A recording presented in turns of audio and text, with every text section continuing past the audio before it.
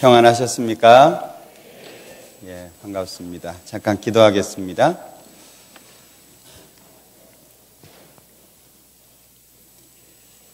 우리를 사랑하시는 자비로우신 주님, 참으로 감사합니다. 영원한 멸망과 형벌 가운데 있어야 될 저희들 불쌍히 여겨주시고 또 우리를 긍휼히 여겨주셔서 예수님의 십자가의 보혈로 우리의 모든 죄를 용서해 주셔서 천국의 소망을 가질 수 있도록 도와주시고 이 땅을 살아가는 모든 시간 가운데 하나님의 자녀로서 주님과 동행하고 또 하나님의 선한 뜻을 위해서 일할 수 있는 기회를 허락하신 것 참으로 감사합니다. 다시 오시마 약속하신 주님 앞에 이 땅에 얼마의 시간들 헛되지 않도록 도와주시고 살아가는 모든 시간 가운데 좌로나 우로나 치우치지 않게 하시며 우리가 살아가는 모든 시간들을 통해서 하나님의 영광이 나타나고 더 많은 사람들이 우리를 통해서 구원받기를 원합니다. 아직도 부족하고 연약하지만 말씀 가운데 세워주시고 우리의 미약한 마음 일으켜 세워주셔서 복음을 위해서 더욱 열정적으로 살 수 있도록 축복해 주시기를 원합니다. 우리 전주교회 모든 형제 자매님들 한 사람 한 사람 일일이 기억해 주시고 어디에 어떠한 형편에 있든지 그리스도인으로서 합당하게 살아갈 수 있도록 붙잡아 주시고 힘 주시기를 원합니다. 육신적으로 또는 경제적으로 또는 신앙적으로 어려움을 겪는 분들이 있다면 하나님께서 친히 함께 하셔서 위로해 주시고 또 그 어려운 자리에서 일어설 수 있도록 붙잡아 주시기를 원합니다. 특별히 이 시간에도 해외에서 수고하시는 많은 선교사님들, 가족들과 함께하는 동역자 형제자매님들이 있습니다. 기억해 주셔서 동일한 능력과 은혜로 세계 곳곳에서 하나님의 복음이 증거되게 하시고 말씀이 나타나는 모든 곳마다 하나님의 영광이 온전히 드러날 수 있도록 축복해 주옵소서. 오늘 이 시간 더욱 우리와 함께 해주시고 부득이한 사정으로 인해서 함께하지 못하는 믿음의 식구들 어디에 있든지 지켜주시고 도와주시옵소서. 모든 시간 함께 해주시기를 원하면서 언제나 우리를 사랑하시는 예수님의 이름으로 기도합니다. 아멘. 신약성경 요한복음 21장입니다.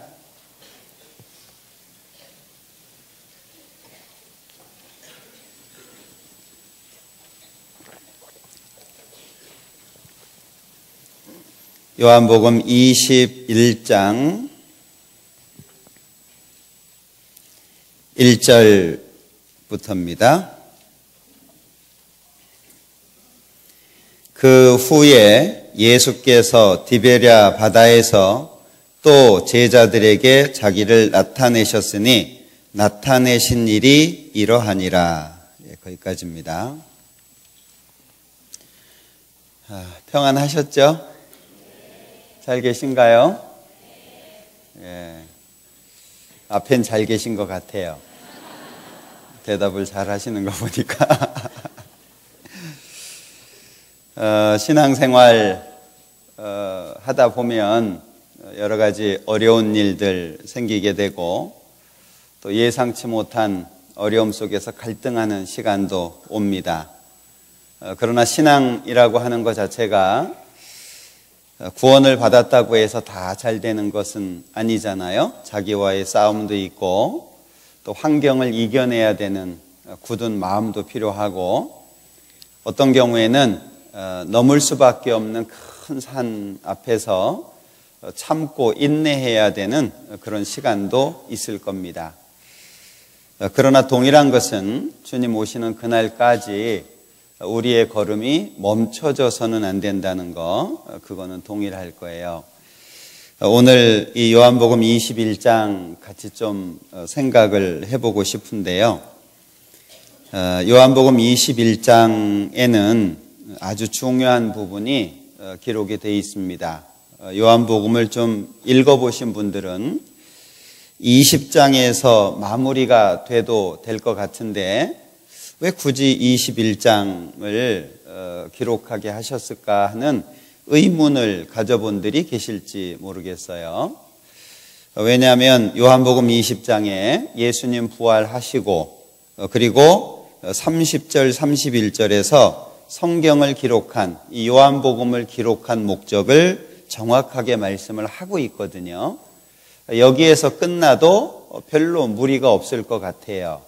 그런데 21장에 그 후에 하고 제자들이 갈릴리로 가서 고기를 잡을 때 예수님이 나타나셨고 함께 식사하시는 장면, 그리고 15절부터 21장 15절부터 베드로에게 세 번의 질문을 하시고 세 번의 답변을 듣고 일을 맡기는 장면, 그리고 후반부에 사도 요한에 대한 짧은 언급이 기록되면서 끝이 납니다.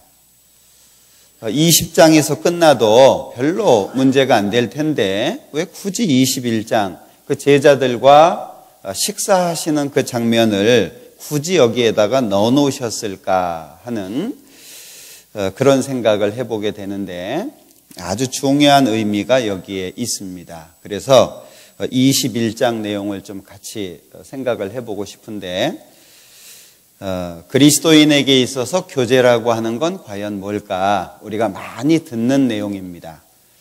교회에 함께 해야 되고 교제해야 되고 교제를 떠나면 살 수 없고 이런 내용들을 많이 듣는데 듣는 만큼 그 교제의 중요성을 얼만큼이나 마음속에 새기고 살까라는 것은 좀 고민을 해봐야 될 것 같아요.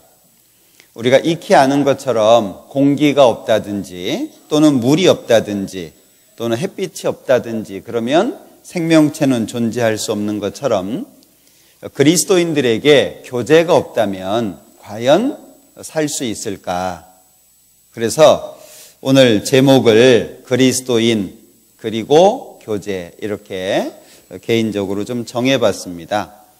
주제야 정하는 사람 마음이니까 들으시다가 마음에 안 드시면 다르게 주제를 정하셔도 괜찮아요. 저작권 있는 거 아니니까. 예.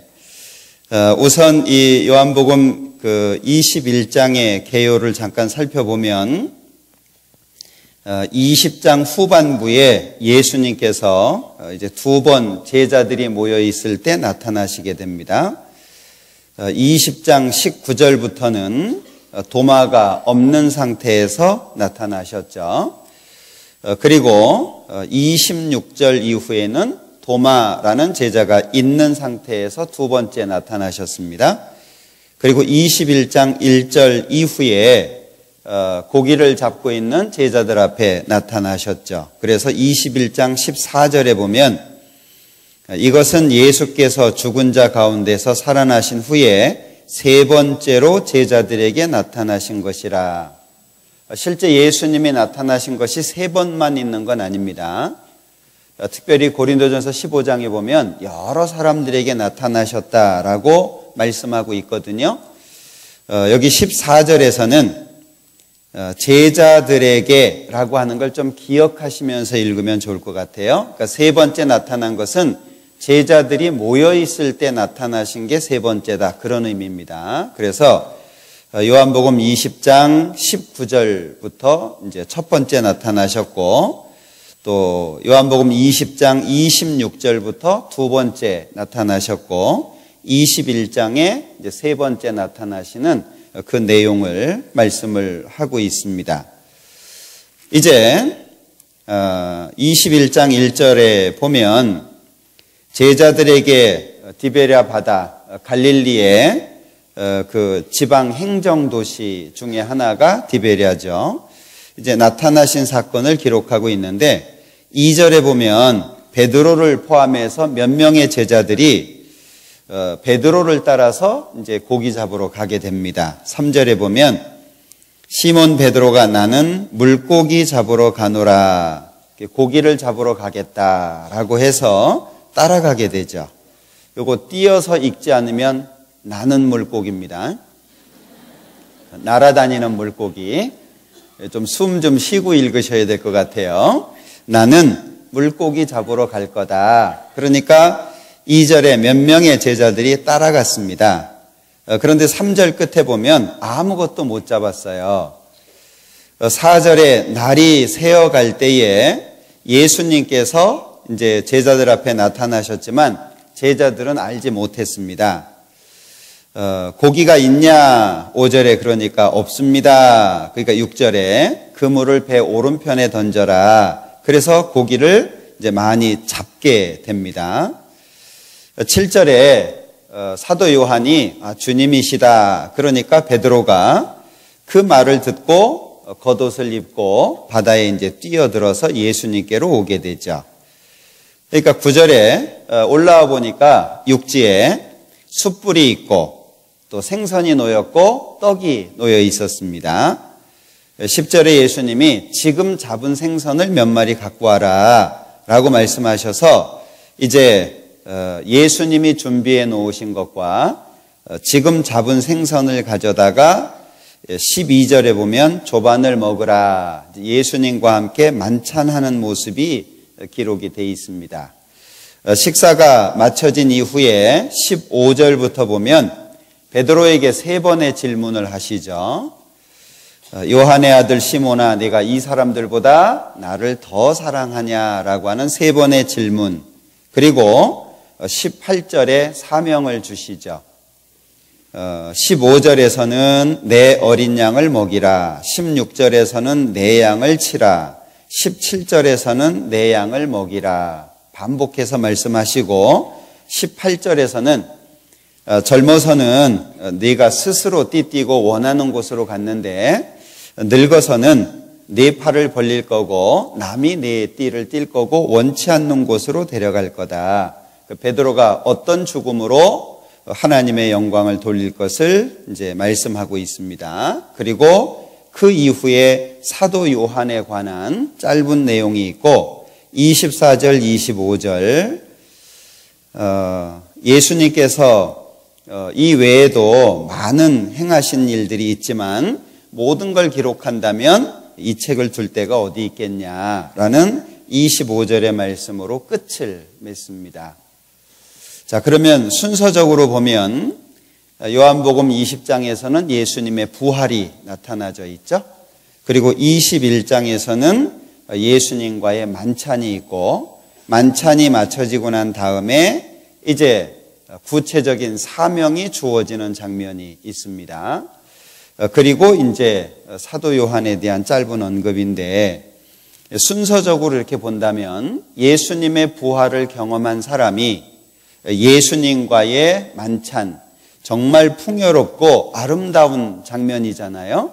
그 부활하신 예수님과 제자들이 함께 식사하시는 이 모습을 21장에서 볼 수 있는데 이 만찬을 교제라고 설명할 수 있습니다. 그 교제를 통해서 사명이 주어지는 15절 이후의 내용을 볼 수 있죠. 그래서 오늘 이 요한복음 21장 내용을 통해서 같이 좀 생각을 몇 가지 해보겠습니다. 우선 21장 6절을 보죠.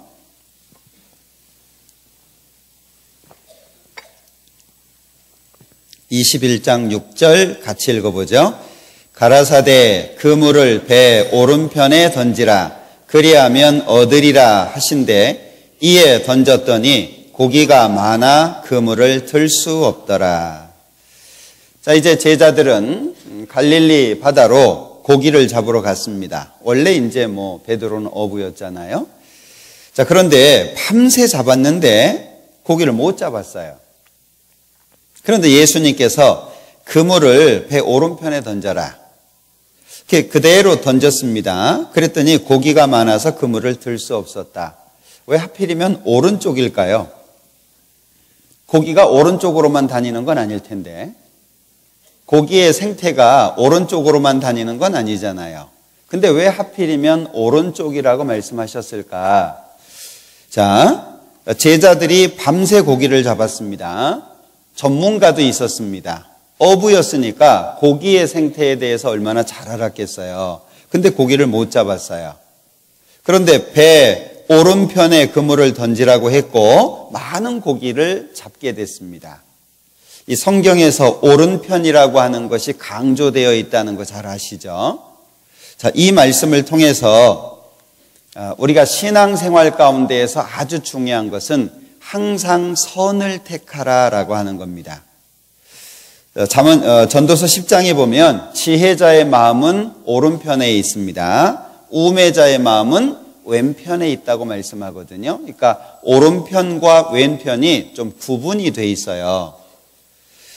신앙생활을 하다 보면 사실 꼭 선을 행하기가 어려운 상황들이 많이 생깁니다.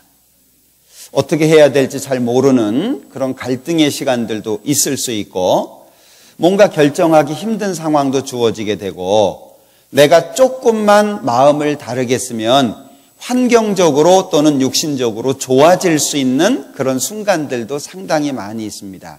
그런데 구원을 받은 사람들에게는 항상 주의해야 될 것이 뭐냐면 선을 선택하라는 거예요.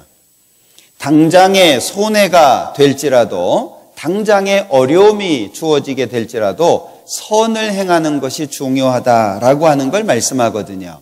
왜 그러냐 하면 여기 10절에 제가 오늘 좀 드리고 싶은 내용이 10절인데 왜 굳이 지금 잡은 생선을 가지고 오라고 하셨을까요?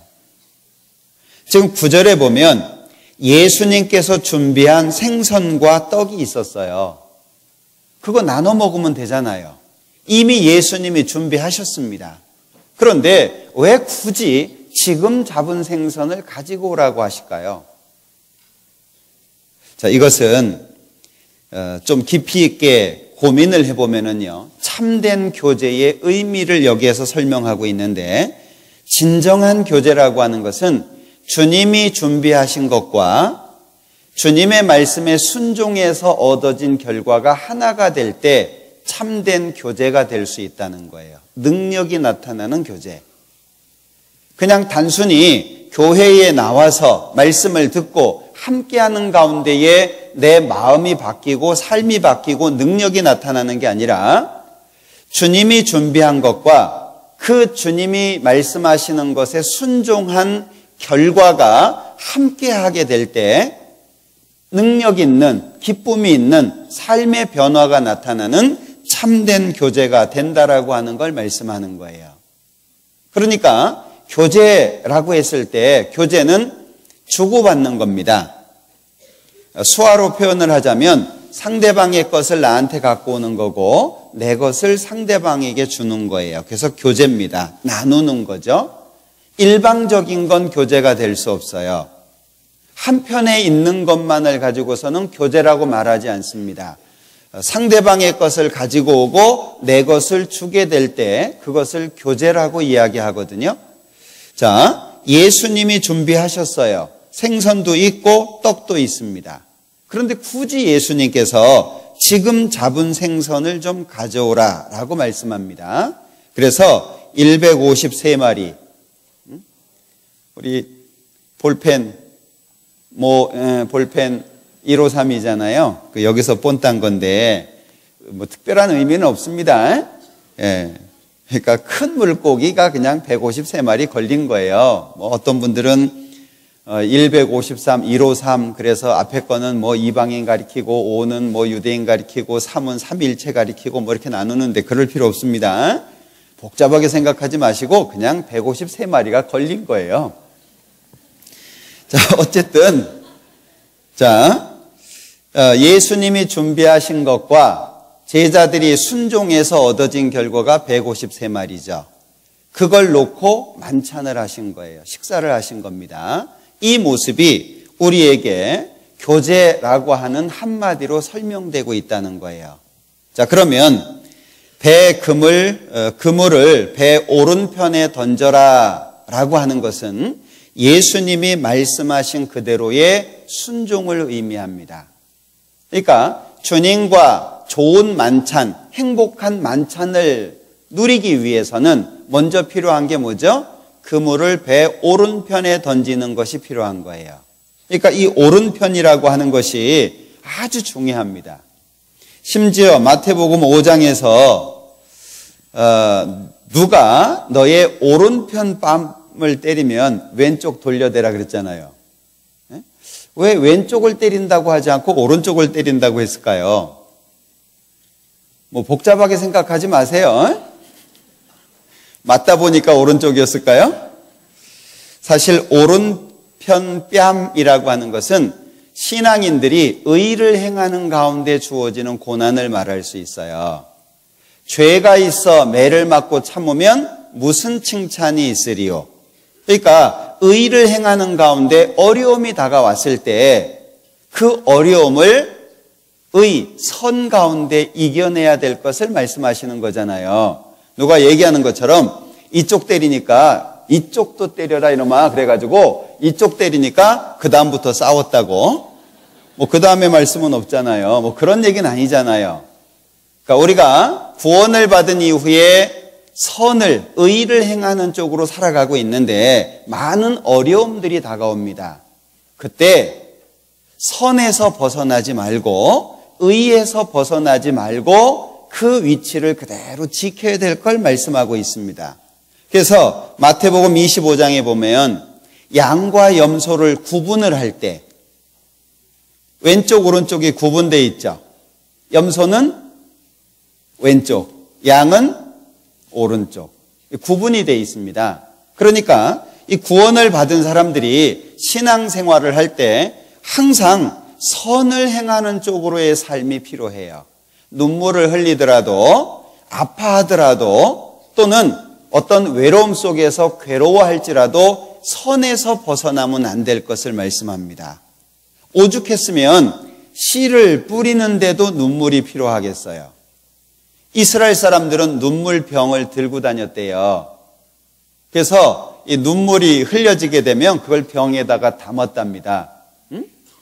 그 뭐 보여주려고 했는지 이렇게 다 가지고 다녔다 그러는데 우리가 많이 눈물을 흘릴 상황도 있어요. 살다 보면.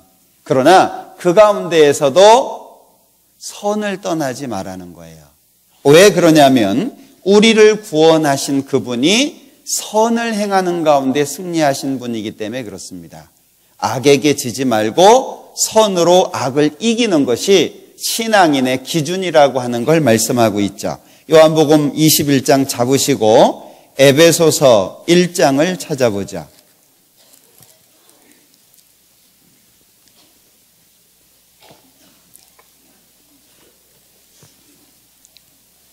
(20절입니다) 그 능력이 그리스도 안에서 역사하사 죽은 자들 가운데서 다시 살리시고 하늘에서 자기의 오른편에 앉히사.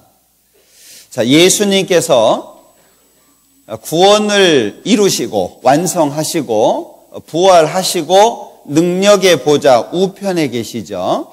구원받은 사람들도 우편에 서게 될 사람들입니다.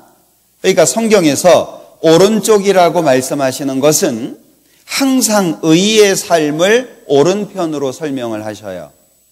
그러니까 배 오른편에 던지라 라고 했을 때 오른편으로 던졌다라고 하는 것은 순종한 것을 말할 수 있죠.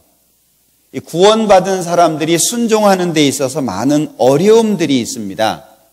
왜냐하면 자기가 가지고 있는 기준이나 자기의 경험 그리고 자기의 지식과 다른 경우들이 많아요. 우리가 집회할 때 이제 성경에 많은 그 증거들을 제시해 주잖아요. 그 중에 하나가 유대인들 할례 받는 장면입니다. 이스라엘 사람들에게 8일째 할례하라고 명령하셨는데 할례를 왜 8일째 하라고 했는지 이스라엘 사람들이 알았을까요? 과학이 발달된 지금에는 혈액 응고인자가 8일째 되는 날 110%까지 올라간대요. 그리고 그 다음부터 이제 떨어집니다. 그러니까 혈액 응고인자가 가장 많이 나올 때가 8일째래요. 과학이 발달되니까 그건 알아낸 겁니다. 근데 유대인들이 그거 알았겠냐고요. 순종이라고 하는 것은 알아서 되는 것도 있지만 사실 하나님의 말씀이기 때문에 되는 경우가 많거든요. 근데 우리는 지식이 높아진 시대에 살아가고 있습니다. 하나님의 기준이 무시되어 있고 오히려 세상적인 기준이 드러나 있는 시대에 살아가고 있습니다. 성경이 기록된 당시 신약 성경을 기준으로 해서 1900년 전입니다. 지금 시대와 같았을까요? 위아래가 아주 뚜렷한 시대입니다. 노예가 있었던 시대입니다. 그러니까 위아래 기준이 명확하죠. 주인에게 있어서 노예는 생명까지 주장할 수 있는 존재입니다. 그 시대에 성경이 기록이 됐어요. 그러니까 하라, 하지 마라, 이거는 더 이상 얘기할 게 없어요. 이해가 되든지 안 되든지 상관이 없어요. 하라 그러면 하는 거고 하지 마라 그러면 안 하는 거예요. 해라, 왜 해야 됩니까? 그런 거 없어요. 어떤 목사님이 해외 선교를 이제 나가셨는데요. 제일 어려운 게 자녀들한테 설득시키는 거였대요. 한국에서는 해 그러면 했는데 이 녀석이 외국에 나가니까 그 문화에 익숙해져 가지고 해 그러면 왜 해야 됩니까? 라고 묻는 거예요. 근데 거기에서는요, 외국에서는 아이 때리면 안 되거든요. 아이가 신고하면 부모가 잡혀가잖아요. 그러니까 아이에게 설득을 해야 되는 거예요. 근데 설득이 안 되면 어쩌죠? 제 생각에는 그게 안 맞습니다. 못하겠어요. 그럼 이제 속에서 불나는 거예요. 그래서 안 되겠다, 한국으로 돌아가자. 그래서 한국 돌아와서 공항에서 팼다 그러잖아요. 성경이 기록된 당시 하라, 하지 마라의 명령에 뭔가 토를 달 수가 없는 거예요. 그냥 하는 거예요. 근데 지금은 어떻습니까? 시대가 바뀌었죠. 그러니까 성경에서 해라, 하지 마라, 이것이 힘을 잃어버렸어요.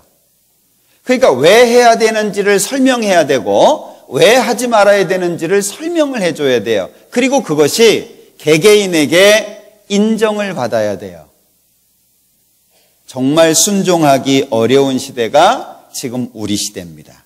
그러니까 사실은 과거에는 구원을 받기 위해서는 아주 중요한 절대적인 결단이 필요했죠. 왜? 자기 생명이 잃어질 수도 있는 거니까요.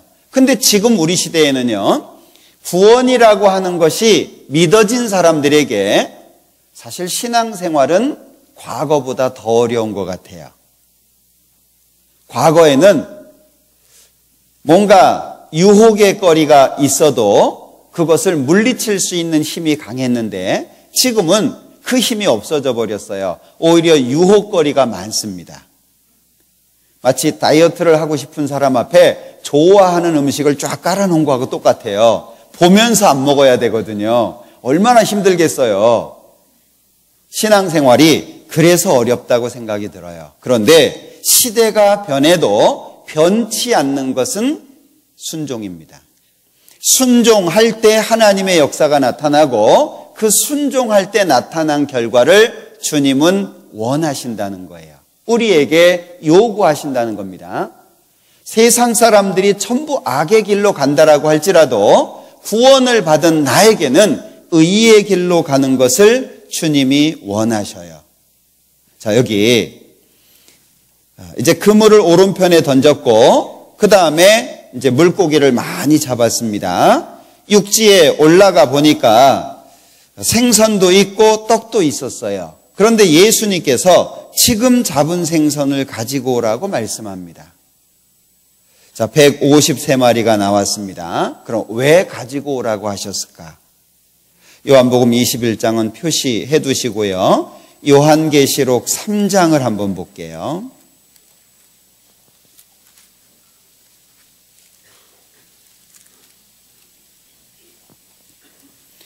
요한계시록 3장 20절입니다.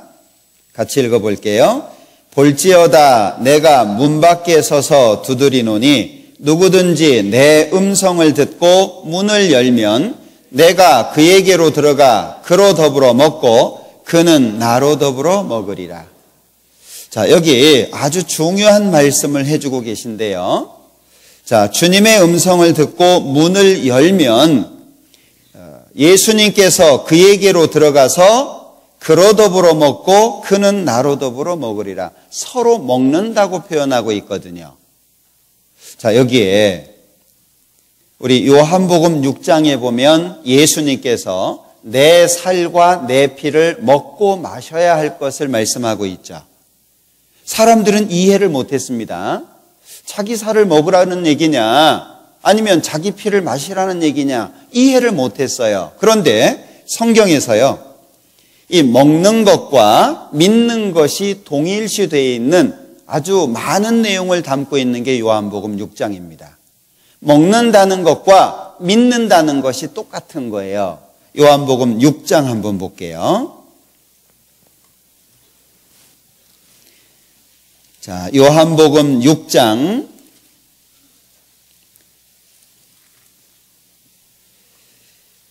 22절부터 59절까지가 지금 먹는다라고 하는 거, 믿는다라고 하는 걸 말씀하고 있는데, 우선 32절에 보면 후반부에 하늘에서 내린 참떡, 33절에 하나님의 떡, 35절에 내가 곧 생명의 떡, 48절에서도 내가 곧 생명의 떡이라고 말씀하시죠. 51절에 나는 하늘로서 내려온 산 떡, 그러니까 예수님 자신을 떡이라고 말씀하시는데 참떡이고 생명의 떡이고 또 하늘로서 내려온 산 떡이라고 계속 반복하게 말씀을 합니다. 근데 51절에 나는 하늘로서 내려온 산 떡이니 사람이 이 떡을 먹으면 영생하리라. 나의 줄 떡은 곧 세상의 생명을 위한 내 살이로라 하시니라. 유대인들이 이해했을까요? 예수님께서 내 살 먹어야 된다, 이걸 이해를 못했을 거 아니에요? 52절에 이러므로 유대인들이 서로 다투어 가로되 이 사람이 어찌 능히 제 살을 우리에게 주어 먹게 하겠느냐. 말이 안 된다는 거죠. 그러니까 예수님께서 53절에 예수께서 이르시되 내가 진실로 진실로 너희에게 이르노니 인자의 살을 먹지 아니하고 인자의 피를 마시지 아니하면 너희 속에 생명이 없느니라. 내 살을 먹고 내 피를 마시는 자는 영생을 가졌고 마지막 날에 내가 그를 다시 살리리니 내 살은 참된 양식이요 내 피는 참된 음료로다. 내 살을 먹고 내 피를 마시는 자는 내 안에 거하고 나도 그 안에 거하나니 살아계신 아버지께서 나를 보내심에 내가 아버지로 인하여 사는 것 같이 나를 먹는 그 사람도 나를 인하여 살리라. 계속 반복된 말씀을 하고 계시죠. 그러니까 이해를 못한 거예요, 유대인들이. 자, 58절에 이것은 하늘로서 내려온 떡이니 조상들이 먹고도 죽은 그것과 같지 아니하여 이 떡을 먹는 자는 영원히 살리라. 예수님의 몸 자신을 떡이라고 하잖아요. 이걸 우리가 구체적으로 경험하는 시간이 성찬식이죠. 예수님의 몸이 그 살이 찢어지고 고난을 받음으로 말미암아 구원이 완성이 되게 됩니다. 또 예수님의 몸이 찢어져서 흘려진 피로 말미암아 우리의 죄가 용서되게 되잖아요. 우리가 떡과 포도주를 먹으면서 뭘 기억하죠? 이것을 먹고 마실 때마다 나를 기념하라 하셨잖아요. 기념이라는 말이 생각나게 하다, 기억을 되살리다, 그 뜻이잖아요. 그럼 떡을 먹으면서 뭘 생각합니까? 내 죄를 용서하기 위해서 찢겨지신 예수님의 몸을 생각하잖아요. 포도주를 마시면서 내 죄를 용서하기 위해서 흘려주신 예수님의 피를 생각하죠. 결국에 먹으라는 얘기가 뭐냐? 이건 믿음과 연결된 거예요. 예수님의 살을 먹고 예수님의 피를 마신다라고 했을 때 예수님의 몸이 찢어지고 흘려진 피로 내 죄가 영원히 용서됐으며, 그리고 그 구원을 마음속에 믿음으로 하나님의 자녀라는 신분으로 바뀌게 되고 천국의 소망을 갖고 이 땅에서 하나님의 자녀로 살 수 있게 된 사람이라는 의미잖아요. 그러니까 먹는다라고 하는 것이 믿는다라고 하는 것과 동일하게 설명되고 있는 겁니다. 자, 그런데 요한계시록 3장에서 내가 그에게로 들어가 그로 더불어 먹고 그는 나로 더불어 먹으리라, 교제의 참된 모습을 설명하잖아요.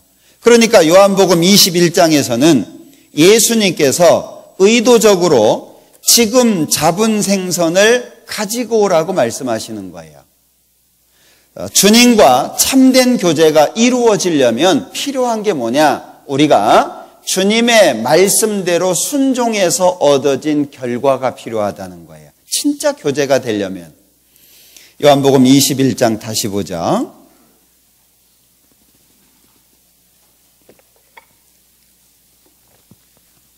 자, 요한복음 21장 10절. 예수께서 가라사대 지금 잡은 생선을 좀 가져오라 하신대. 자, 인격이 바뀌기가 어렵죠. 인격이 바뀌기가 어렵습니다. 특히 지금 우리 시대 같은 경우에는 인격이 바뀌기가 어렵습니다. 제가 어렸을 때 목류병이 좀 있었던 것 같아요. 네? 왜냐하면 분명히 방에서 잤거든요. 근데 마루에서 눈을 뜨는 거예요. 네? 눈을 뜨면 이제 추워서 이렇게 뭔가 이제 다른 느낌이 들어서 눈을 뜨는데, 그 눈을 뜨면 마루인 거예요. 몇 차례 그런 경험을 했거든요. 어느 날도 제가 마루에 있었던 것 같아요. 네? 그런데 갑자기 별이 번쩍번쩍 하는 거예요. 네? 이렇게 서 있는데 갑자기 별이 번쩍번쩍해요. 놀래가지고 눈을 떠보니까 저희 아버님이 목류병을 고치겠다고 마루에서 졸고 서 있는 제 뺨을 사정없이 후려갈기신 거예요. 그 아닌 밤중에 뭐죠? 예? 별이 번쩍번쩍 했어요. 아주 힘있게 때리신 것 같아요. 예? 확신을 가지신 것 같아요. 그 정도로 때리려면. 근데 희한한 것은 그 다음부터 없어졌어요. 저 따라하지 마세요, 저희 아버님. 예.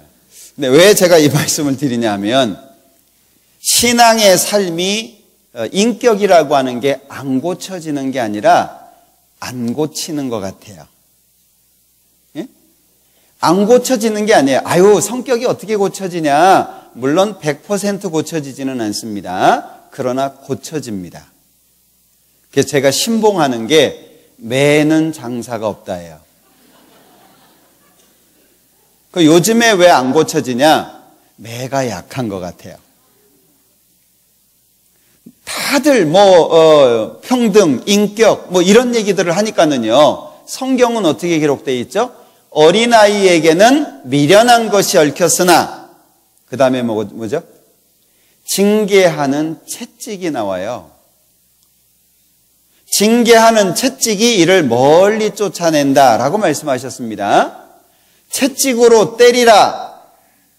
무섭죠? 죽지 아니하리라. 또 오늘 이 말씀 듣고 부모님들 확신을 가지고 오냐 오늘 들어오기만 해봐라 이러시면 안 됩니다. 원래 자녀를 훈계할 때에는 약속이 먼저 중요합니다.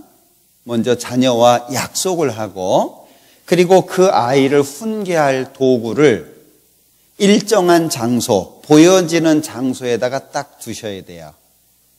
화난다고 손으로 때리는 것은 부모이기를 또는 교육하기를 포기한 것과 같습니다. 손으로 때리고 발로 때리는 것은요, 그건 절대 교육에 있어서는 안 맞는 거예요. 매를, 그리고 아이에게 맞는 매를 준비하셔야 됩니다. 훈계 한번 해보겠다고 속에 쌓인 거 풀으시면 안 됩니다. 그리고 매는 물론 제 기준입니다만은 매는 초등학교 고학년부터는 때리면 안 되는 것 같아요. 한 4, 5, 6학년은 때리면 안 됩니다. 언제 때리냐? 어릴 때. 아유, 얘 때릴 때가 어디서 때릴 때 많아요.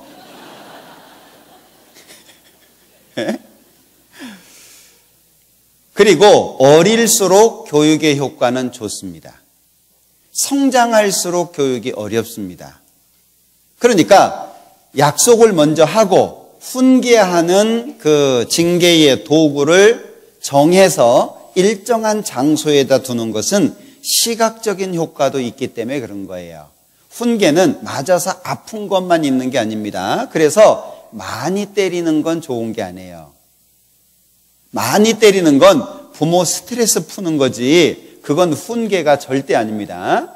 그래서 보통 5대에서 10대 정도 이렇게 약속을 해요. 그리고 그 약속을 반드시 지켜야 되고 부모의 일정한 모습이 보여져야 돼요. 기분이 좋을 땐 봐주고 기분 안 좋을 때는 더 때리고 이러시면 교육이 끝장나는 겁니다. 그러니까 부모가 사실은 너무 어려워요. 그래서 농사 중에 가장 어려운 농사가 자식 농사라 그러잖아요.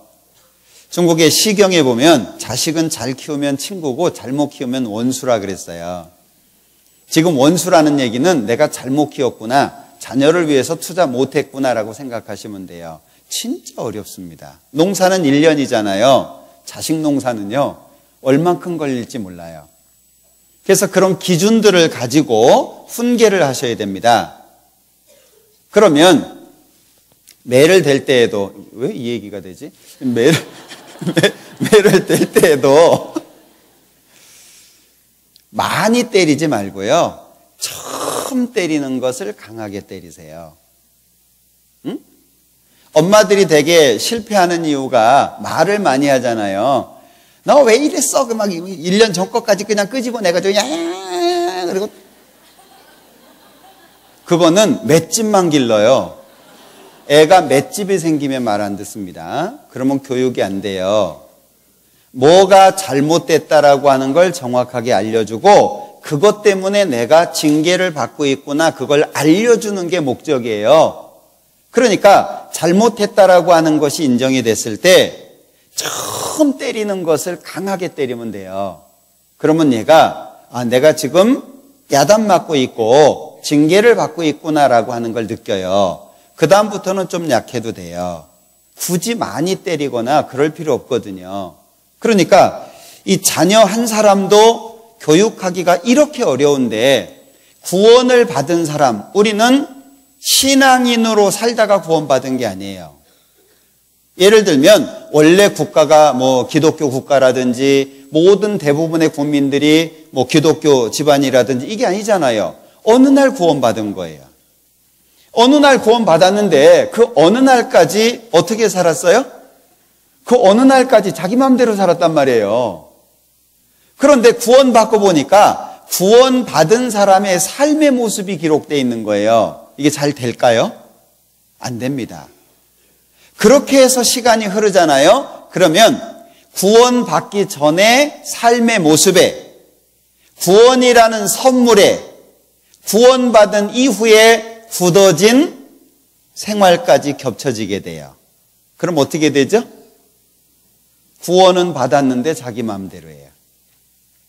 그래서 어떤 분들은요, 구원받아가지고 교회에 와서 세상에서 했던 것처럼 하는 분들이 있어요. 교회가 마치 회사인 것처럼, 세상인 것처럼 하는 거예요. 세상에서 사장입니다. 교회 와서도 사장 행세를 하려고 그래요. 세상에서 사장이라도 교회에 오면 뭐죠? 애기예요, 애기. 이제 새로 태어난 애기예요. 그래서 구원을 삶의 개선이 아니라 생명의 출발, 탄생으로 말하고 있죠. 예를 들면 교회 다녀가지고 담배도 끊고 교회 다녀가지고 나쁜 취미도 끊고 그게 구원이 아닙니다. 구원은 생명의 시작, 탄생을 말하고 있는 거예요. 그러니까 사람이 거듭나지 아니하면 하나님 나라를 볼 수 없다. 거듭나지 아니하면 부모님을 통해서 육체가 태어난 것처럼 성령으로 말미암아 생명이 시작되는 거예요. 탄생한 거예요. 나이가 70이 됐어도 신앙 안에서는 몇 살이에요? 이제 태어났으면 이제 빵살이에요. 배워야 돼요. 고쳐야 될 게 너무 많은 거예요. 그런데 어떻게 생각하죠? 구원 받았을 때 자기 나이, 세상에서의 신분, 그리고 구원받은 이후에 배워야 될 어떤 그리스도인의 인격, 이런 것들을 제대로 못 배우잖아요. 그럼 신앙의 연수가 늘어갈수록 어떻게 하죠? 큰 소리가 많아지고 교회 안에서 자기 목소리를 내려고 하고 자기 주장을 하려고 하고 하는 거예요. 순종하는 것부터 배워야 됩니다. 어린 애기들 있잖아요. 아무것도 모르는 것 같죠? 저희는 사내 아이만 셋입니다. 그래서 저희 집사람이 조교가 돼 있어요. 저희 집안은 군대입니다. 그런데 화장대 위에 화장품을 하나도 안 치우고 셋을 키웠어요. 화장대 위에 화장품 하나도 안 치웠습니다. 그대로 놔둔 상태에서 셋을 다 키웠어요. 애기들이 뭘 하냐고요? 애기들 많이 합니다. 이거 하면 안 된다는 거 압니다. 이거 하면 어떤 결과가 주어진다는 거 아이들 잘 압니다. 논리적으로 사고할 수는 없지만 안 돼, 돼, 이건 정확하게 합니다. 왜 부모들이 교육을 잘 못합니까? 안 되는 것과 되는 것이 명확치 않으니까 그런 거예요. 이거 안 돼 그랬는데 어쩐 때는 돼요. 이거 돼 그랬는데 어쩐 때는 또 안 돼요. 그럼 애가 어쩌죠? 왔다리 갔다리 방황하는 거죠. 그 부모 문제예요. 아이들은, 자녀들은 가르치는 대로 배우지 않습니다. 부모님들이 이거 잘 하셔야 돼요. 내가 몇 번이나 얘기했어. 몰라요. 수백 번, 막 귀에 딱지가 앉아도 여러 번 앉았겠다. 그 착각하시는 거예요. 자녀들은 배우는 대로, 가르치는 대로 배우지 않습니다. 자녀들은 보는 대로 배워요. 뭘 보여주느냐가 중요한 거예요. 그래서 부모의 일정한 모습이 중요한 겁니다. 교회 안에서도 먼저 구원받으신 분들의 일정한 모습이 그래서 필요한 거예요. 이렇게 해야 돼요, 저렇게 해야 돼요, 얘기해 줄 필요 없어요. 저는 개인적으로 주일날은 하나님 앞에 내가 10,000원씩 주일 헌금을 하기로 작정을 했어요. 주일날 감사헌금, 이 주일 헌금 하잖아요. 10,000원씩 하기로 작정을 했습니다. 그래서 제가 교제하고 있는 그 교회에서는 꼭 10,000원씩 이렇게, 그리고 제가 이제 설교하느라고 빠지면 그 다음 주에는 20,000원 해가지고 이렇게 꼭 10,000원씩 넣어요. 그게 하나님 앞에 제가 감사한 부분도 있죠. 근데 또 한 가지는 누군가가 보는 거예요. 보여주기 위해서 하는 건 아닙니다. 먼저는 내가 하나님 앞에 감사하기 때문에 하는 건데 그걸 누군가가 봐요. 그럼 누군가가 배워요. 물론 이제 지역교회에 설교를 가면 10,000원 하긴 어렵잖아요.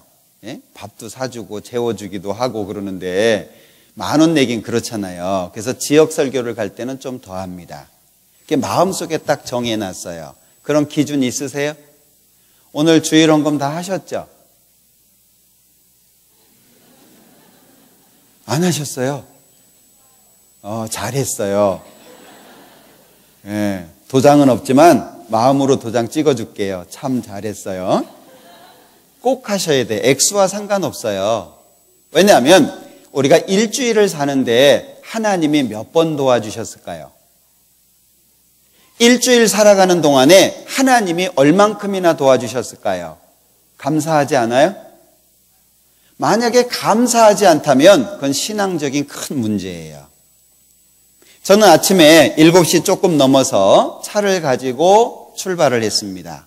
다행히 차가 없어가지고 9시 좀 넘어서 한 40분쯤인가 도착을 했어요. 자, 제가 운전하고 오는 동안에 몇 번을 졸았을까요? 예? 모르시겠죠? 저도 잘 몰라요. 사실은 깜빡깜빡할 때도 있고요. 운전하는 동안에 제 옆으로 차가 몇 대가 추월을 했으며 제 앞에 화물차가 몇 대가 있었고 제가 몇 번을 추월을 했을까요? 사실 세면서 운전하지 않거든요. 짧은 거리가 아닙니다. 그 거리 하나님이 지켜주셨어요. 하나님이 지켜주시지 않았다면 이 자리에 제가 서 있을 수 있을까요? 그러기 어려워요. 감사하지 않아요? 감사하시죠? 오늘 아침에 제 얼굴 봐서 감사하십니까? 예, 감사합니다. 담임 목사님 얼굴 봤으면 더 감사했을 텐데. 예? 대한예수교 침례교회 최고의 위트맨이 우리 서 목사님이잖아요. 예?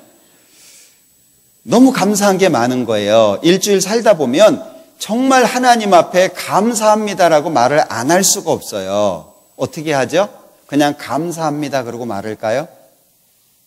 저는 그래서 마음속에 결정을 한 거예요. 적은 액수지만 내가 이렇게 표현을 해야 되겠다. 그래서 계속 해오고 있습니다. 그런데 희한한 것은 제 마음이 더 좋아요.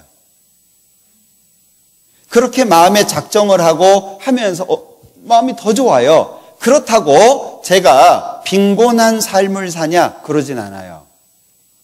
삶이 더 어려워졌냐? 내가 주일날 헌금을 조금 더 한 것 때문에 내 삶이 어려워졌냐? 결코 그렇지 않아요. 하나님이 제가 생각하는 것보다 더 많이 지켜주신다는 걸 알죠. 우리의 마음이 하나님 앞에 순종할수록 좋아지는 거예요. 왜 교제에 나오는데, 분명히 말씀도 읽는데, 그리고 모임이라는 모임은 다 참석하는데, 나 찬양 좋아하는데, 신앙인들이 이렇게 해라 라고 하는 거 다 하는데 마음이 안 바뀌어져요. 삶이 안 바뀌어져요. 왜 그러죠? 순종하는 삶이 시작되지 않는 거예요. 자칫 잘못하면 많은 말씀으로 감동받은 사람이 순종하지 않으면 그 많은 감동이 오히려 마음을 굳어지게 만들 수 있습니다. 늘 들었던 찬송이 익숙해지는 거예요. 늘 들었던 말씀이 그렇게 감사가 되고 기쁨이 되고 맞아 그래야지 그랬던 말씀이 이제는 평이해지는 거예요. 저 얘기 들었는데 그때 어떤 목사님이 저 얘기 비슷한 거 했는데 벌써 이제 저장된 그 많은 정보를 가지고 이제 판단하고 정죄를 해요. 유익이 아무것도 없죠. 제가 예전에 꽤 오래전입니다. 한 20년 이상 된 것 같네요. 미국에 이제 갔을 때 신방을 한번 가자고 그러시더라고요. 기왕에 여기까지 왔으니까 집회만 하지 말고 신방을 가보자. 그래서 좋습니다. 가봅시다. 한 3시간을 갔는데 계속 가는 거예요. 그래서 제가 여쭤봤어요. 목사님 우리 지금 신방 가고 있는 거죠? 그랬더니 맞습니다. 그래요. 그리고 1시간을 더 가서 식사를 했어요. 식사하고 나서 2시간을 더 갔어요. 근데 거기에 자매님 한 분이 계셨어요. 한 분밖에 없는 거예요. 워낙 미국이라고 하는 땅이 넓으니까 그 당시에는 뭐 교회 우리 형제자매님들 숫자도 많지 않았고 교회를 가고 싶어도 가기가 어렵고 교제를 하고 싶어도 할 수가 없는 거예요. 그러니까 한 사람이 얼마나 중요하냐. 그때 신방을 가가지고 뭘 교제했는지 기억도 안 나요. 교제도 많이도 못했어요. 그냥 서로 붙잡고 울다가 온 것 같아요. 예? 그분은 교제할 수 있는 대상을 만나서 교제를 해야 되는데 너무 좋아서 울었고 저는 그런 사정이 너무 안타까워가지고 울다가 특히 라스베가스라고 하는 지역에 우리 교회가 지금 있잖아요. 처음에 갔을 때 전도인이 안 계셨습니다. 그냥 모임만 있었어요. 한 13명 정도. 근데 말씀을 들을 수 있는 방법은 비디오 테이프를 전달받는 거예요. 근데 이게 공급이 잘 안 되는 겁니다. 돈은 꼬박꼬박 내는데 이게 공급이 잘 안 되는 거예요. 그래서 한 번 비디오 테이프가 오면 테이프가 늘어질 때까지 보는 거예요. 막 10번, 20번이 아닙니다. 도저히 그 비목사님이 설교가 불가능할 정도로 듣는 거예요. 이해되시죠? 비디오 테이프를 비목사라고 그러더라고요. 예? 하도 들어가지고 테이프가 늘어져가지고요 못 알아들어요. 안녕하세요 뭐 이런 거 있잖아요. 그렇게 듣는 거예요. 왜? 그거밖에 없으니까. 근데 어느 날 비디오 테이프가 왔어요. 얼마나 기뻤겠습니까? 들뜬 마음으로 딱 포장지를 뜯었는데 깨져 있어요. 그 깨진 비디오 테이프를 들고요 하루 종일 울었대요. 하나님한테 막 따졌답니다. 왜 우리한테 이러냐고. 아니, 테이프라도 정상으로 보내줘야 될 거 아니냐고. 그런 곳들이 있어요. 지금도 있습니다. 근데 우리는 어쩌죠? 그냥 걸리는 사람이 구원받은 사람이에요. 그러니까 가치가 떨어져요. 조금 마음에 안 드는 사람이 있으면 문제가 되는 거예요. 내 기준에 안 맞는 사람이 있으면 다르게 봐줘야 되는데 틀렸다고 생각이 되는 거예요. 점점 하나님의 능력이 떨어질 수밖에 없겠죠? 왜 주님께서 지금 잡은 생선을 가지고 오라고 하셨을까? 교제라고 하는 것은, 참된 교제는 주님의 말씀에 순종해서 얻어진 결과가 필요한 거예요. 그것이 넘어진 것이라도 아픈 것이라도 뭔가 순종하려고 하는 삶의 모습이 있어야 된다는 거예요. 그것이 주님이 준비한 것과 한 상에 차려지는 거예요. 마치 제가 있는 강서는 이제 제가 먹는 걸 좋아하니까 모임마다 다 밥을 하라 그래요. 그러면 이제 어렵게 사시는 분들도 있어요. 그래도 저는 하라 그럽니다. 성경에 손대접 하라고 그랬는데 언제 하겠냐. 구역모임, 조모임 1년에 몇 번 하겠냐. 저희는 뭐 1년에 한 번 정도 하게 되는 것 같아요. 언제 형제자매들 손대접 할 거냐. 해라. 밥 먹다 보면 교제할 시간이 적어요. 밥 먹는 것도 교제다. 저는 그렇게 얘기하거든요. 그래서 계속 하라 그래요. 식사를. 근데 이제 직장을 다닌다든지 뭐 이런 분들은 하기가 어렵잖아요. 그러면 그런 구역이나 조는 이제 참여하시는 분들이 반찬을 하나씩 해오기로 해요. 그러면 이게 몇 사람만 준비해 와도요, 한 집에서 준비한 것보다 훨씬 많은 것을 이렇게 놓고 먹게 돼요. 근데 만약에 10명이 야, 우리 하나씩 준비하자 그랬는데 한 사람 생각하기를 10명인데 나 하나쯤 안 한다고 뭐가 되겠냐. 나 없으면 9가지인데 뭐 9가지면 됐지. 그리고 모였어요. 근데 하나도 없네. 왜요? 다 9가지라고 생각한 거예요. 자, 풍성한 만찬이 되기 위해서는 준비하는 게 필요하잖아요. 우리 교제를 위해서 준비하시나요? 교제, 정말 능력이 있고 참된 교제를 위해서 무슨 준비를 하시나요? 어떤 분은 간증해 주세요 그러면요, 아이고 깜짝이야 갑자기 시켜가지고, 이런 분들이 많아요. 그럴 때마다 제가 얘기합니다. 뭔 정신으로 옮겨? 분명히 구역 모임인 거 알고 조모임인 거 알고 모임이라는 걸 아는데 그럼 무슨 정신으로 왔냐? 그냥 숟가락만 들고 왔냐?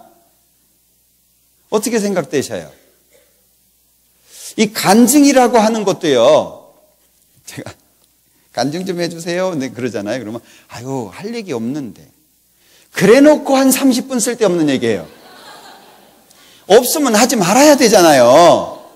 없다고 해놓고 뭐 간증을 하는데 뭐 아침에 나와서 막 놓고 온 게 있어가지고 다시 들어가가지고 키가 없네 또 막 열쇠 뭐 찾느라고 막, 그걸 간증이라고. 아휴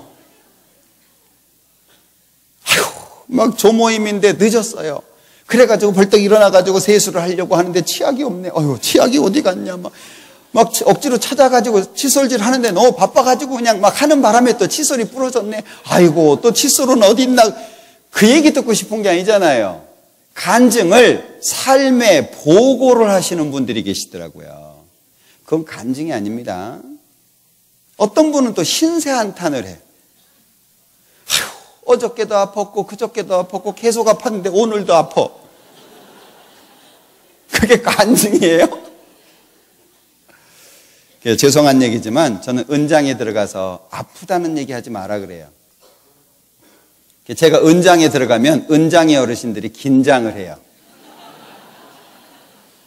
은장과 긴장이 차이는 없지만 되게 긴장을 하셔요. 왜냐하면 아프다는 얘기 하지 말라고 반복해서 얘기하거든요. 왜? 아프다고 얘기하면 안 아프냐? 아프다고 말하면 그 아픈 게 덜하냐? 절대 그렇지 않습니다. 그런데 세상 사람들은 아프다고 얘기해도 나는 구원받은 사람이고 소망이 있는 사람이에요. 예수님이 다시 오시면 우리는 변화될 거예요. 그리고 영원한 위로 가운데 들어가게 될 겁니다. 우리가 하나님 앞에 섰을 때, 우리가 부활할 때, 요한계시록 21장 잘 기억하시죠? 주님이 우리에게 주신 축복이 뭐예요? 모든 눈에서 눈물을 씻겨주시겠다고 약속하시잖아요. 위로해 주시겠다는 겁니다. 천국은 다시는 죽는 것도 없지만 아픈 것이 다시 있지 않아요. 그럼 우리가 아픈 거에 마음 뺏겨야 되겠어요? 아프지 않은 시간이 다가오고 있다는 것에 소망을 가져야 되겠어요? 아프지 않다는 것에 소망을 가져야 될 거 아니에요. 아프다고 해봐야 소용없어요. 그거 뭐 부품이 있어서 바꿀 수 있는 것도 아니에요. 제가 아는 어떤 할아버지는요, 지금은 이제 뭐 소천하셨는데, 간증할 때마다, 아유, 나는 허리가 부러진 놈이요. 말할 때마다. 근데 이분이 진짜 허리가 부러지긴 한 분이에요. 응? 간증 좀 해주세요. 그럼 허리 부러진 놈이요. 그래 놓고요. 답답하죠. 우린 소망이 있잖아요. 그 소망이 어떻게 연결되어서 내 마음에 자리하고 있는지가 중요하잖아요. 그러니까 모임에 가면 만약에 나한테 어떤 간증을 시켰을 때 뭘 간증할까? 간증은 내가 하나님의 말씀에 순종해서 살아가는 가운데 경험이 되거나 교훈이 되거나 또는 경고를 받았거나 이런 부분에 대해서 함께 나누는 것이 간증이잖아요. 하나님의 말씀도 없어요. 하나님 앞에 순종한 것도 없어요. 오늘 하루 잘 먹고 잘 살았어요. 그게 간증일까요? 간증이 아니에요. 그러니까 잘 살다가 죽었다. 그건 그리스도인의 삶이 아니에요. 아무 어려움이 없이 살다가 죽었다. 그건 그리스도의 삶이 아니에요. 하나님의 말씀에 순종하고 순종한 결과가 주어졌는데 그게 주님이 준비하신 것과 함께 만찬 차려지게 될 때 능력이 있고 힘 있는 교제가 돼요. 그때 내가 바뀝니다. 제가 매는 장사가 없다 그랬잖아요. 맞으니까 바뀌어요. 응? 맞으면 바뀝니다. 여러분들 이 회교 국가에서는요, 자기들한테 몇 년만 맡기라고 하거든요. 그럼 회교도 만들겠다고 얘기해요. 실제 그렇게 됩니다. 왜요? 거기는 남의 물건 훔쳐가면 손 자릅니다. 회교율법이 얼마나 무서운지 아시죠? 그러니까 사람은 일정한 기준으로 자기를 묶지 않으면 방종해질 수밖에 없는 거예요. 지금은 방종을 자유라고 생각하는 시대입니다. 안 고쳐지는 거예요. 제가 굉장히 내성적인 사람이거든요. 제 얘기를 드려서 좀 죄송한데 굉장히 내성적이에요. 사람 앞에 말 못합니다. 얼굴 빨개지고 심장 막 이렇게 막 터질 것 같고 이래가지고요. 그걸 저희 아이들이 이어받았어요. 특히 셋째 같은 경우에는요. 사람 앞에 딱 서서 누가 쳐다보잖아요. 그럼 콧등에 땀이 쫙 올라와요. 초등학교 때 지금 기억에도요. 초등학교 때 선생님 앞에 갔는데 어머님이랑 가잖아요. 옛날에 이렇게 콧수건 달고. 지금은 안 달죠. 선생님이 이름을 부르는데 제가 어머니 치마 속에 들어갔어요. 교실에서 선생님이 이름을 부르면 책상 밑으로 들어갔어요. 그러니 어쩌겠어요. 예? 근데 제가 지금 키가 초등학교 때 키예요. 제가 초등학교 5학년 때 키입니다, 이게. 슬픈 일이죠. 놀라실 일이 아니고 슬픈 일이죠. 선생님이 키가 크다는 이유로 운동을 시키셨어요. 제가 하기 싫은데 한 게 탁구예요. 싫은데 전 싫어요. 안 시켜도 돼. 그냥 놔두면 좋아. 근데 키 크다는 이유로 시키신 거예요. 싫은데 이게 잘 되겠습니까? 근데 그때는 너무 많이 때리셨어요. 마음에 안 들어도 때리고 기분 나빠서도 때리고 막 얼마나 때리는지 제가 생각에 야, 내가 맞다가 죽겠다. 그 어린 나이에요. 제가 5학년 때부터 시작했거든요. 그러니까 맞다가 죽겠다 싶어가지고요. 어거지로 바뀐 거예요. 그때는 뭐 바뀌어진다는 생각이나 했겠습니까? 안 죽으려고 발버둥 친 거죠. 그러다 보니까 지금은 얼굴이 너무 두꺼워졌어요. 제가 이제 삶 속의 경험을 하다 보니까 안 바뀌는 게 아니에요. 바뀔 수 있는 계기가 없는 거예요. 신앙도 마찬가지죠. 그럼 신앙생활 속에서 때릴 수는 없잖아요. 교회 안 나왔다고 불러가지고 담임 목사실에다가 데려다 놓고 때릴 수는 없잖아요. 뭐가 필요하죠? 그래서 하나님의 말씀이 필요하고 이 교제라고 하는 것이 그래서 필요한 거잖아요. 그러니까 하나님께서 우리의 마음을 막 움직여야 되거든요. 부대끼게 만드는 거죠. 너무너무 어려웠어요. 교회 나오기 어려운 분들 있잖아요. 교제가 힘든 분들 있잖아요. 교제에 나온다고 나와봤더니 쓰잘데없는 얘기 하는 것 같아요. 뭐 힘들어요. 남편이 어렵게 해요. 애가 힘들게 해요. 뭐, 야, 뭔 저런 얘기를 여기 와서 하냐. 창피하게. 처음 오신 분들 그런 생각 많이 하시잖아요. 한번 나가봤더니 맨 쓸데없는 얘기나 하고 집안 흉이나 보고 그러더라. 소천하신 저희 친어머니께서 교제 처음 갔다 오셔서 하신 말씀이에요. 그렇게 보일 수 있겠죠. 잘 모르니까. 그런데 한 번 나가, 두 번 나가, 그러다 보면 그 안에서 역사하시는 주님을 발견하게 되죠. 그러면서 바뀌어지게 되거든요. 결국에, 순종이라고 하는 것이 없으면 교제에 참석을 해도 자신이 바뀌어지지 않아요. 교제에 힘이 없어요. 그러니까 교제 돌아갈 때 어때요? 모임 끝나고 돌아갈 때 마음에 힘이 느껴집니까? 잘 왔다. 문제가 해결이 되고 마음의 위로가 되고 어려웠던 어두웠던 마음이 밝아지고 다음에 또 와야지 이런 마음으로 돌아가십니까? 힘들어 죽겠네. 다음엔 자야지. 뭐 이런 마음이 되십니까? 결국에 왜 지금 잡은 생선을 좀 가지고 오라고 말씀하셨냐? 이유가 있다는 거예요.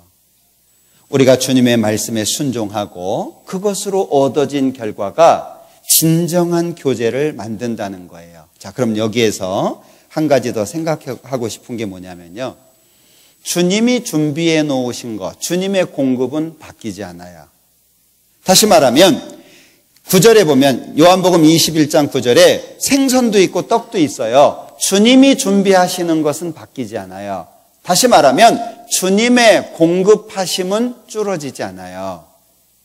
문제는 내가 순종하고 준비하는 것이 자꾸 바뀐다는 거예요. 제가 최근에 고민하고 있는 문제가, 고민이라고 한다면 묵상입니다. 고민하고 있는 문제가 하나님의 신실하심은 바뀌지 않아요. 그죠? 하나님의 약속은 결코 움직여지지 않습니다. 근데 자꾸 내가 바뀌는 거예요. 신앙의 삶을 살다 보니까 자꾸 내가 바뀌어요. 애한테 어려운 일이 생기면 마음이 흔들리고, 집안에 어떤 어려운 일이 생기면 마음이 흔들리고, 뭔가 교회 일을 하는 데 있어서 잘 안 풀리는 게 있으면 이 마음이 내 쪽에서 자꾸 문제가 생기는 거예요. 신명기 20장을 한번 보죠.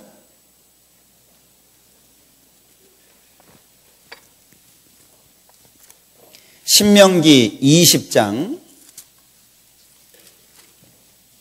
1절입니다. 신명기 20장 1절.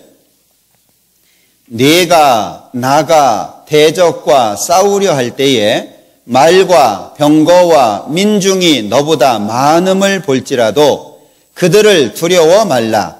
애굽 땅에서 너를 인도하여 내신 네 하나님 여호와께서 같이 읽죠? 너와 함께 하시느니라. 자, 여기 두려워 말라 중간에 말씀하셨거든요. 두려워 말라 이유가 뭐죠? 여호와께서 너와 함께 하신다라는 약속입니다. 근데 이게 언제죠? 그냥 하나님께서 아무런 어려움이 없는데도 불구하고 두려워하지 말라고 하신 게 아니잖아요. 앞에 선행되는 게 뭐죠? 대적과 싸울 때예요. 대적하고 싸울 때 말이 더 많아요. 예? 그리고 병거가 더 많아요. 그리고 군사가 더 많은 겁니다. 두려울 수밖에 없죠. 이스라엘 민족이 한 사람씩 정탐꾼을 뽑아서 12명을 보냈습니다. 40일 동안 정탐을 했어요. 돌아와서 12명이 이제 보고를 하게 되잖아요. 그 중에 10명이 뭐라 그러죠? 악평을 했어요. 하나님의 말씀대로 너무 좋다. 그런데 그 성이 아주 높고 견고하더라. 그리고 그들은 장대한 민족이다.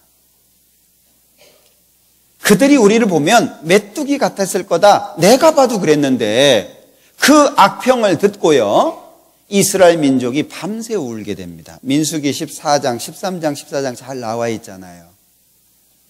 왜 많은 말씀을 가지고 있고 하나님이 보여주신 역사를 봤잖아요.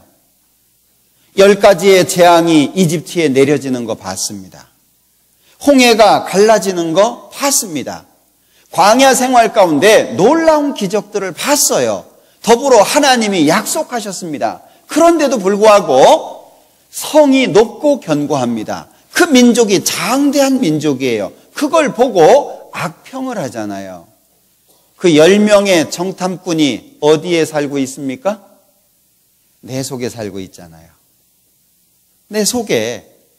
그러니까 우리는 어떤 일을 당하면요, 긍정적인 것보다 부정적인 거 먼저 생각하죠. 2명이 그들은 우리의 밥이다. 하나님이 약속하셨으니까 우리 들어가면 된다. 2명이. 근데 이스라엘 민족이 그 2명을 어떻게 하려고 했죠? 돌로 쳐서 죽이려고 했습니다. 하나님의 영광이 나타나지 않았다면 그 2사람은 그날 죽었을 거예요. 우리 속에 12명의 정탐꾼이 살고 있지 않습니까? 이렇게 살면 안 되는데, 말씀대로 살아야 되는데, 근데 10명이 뭐라 그래요? 야, 그럴 시간 어딨냐? 늘 싸우잖아요. 그죠?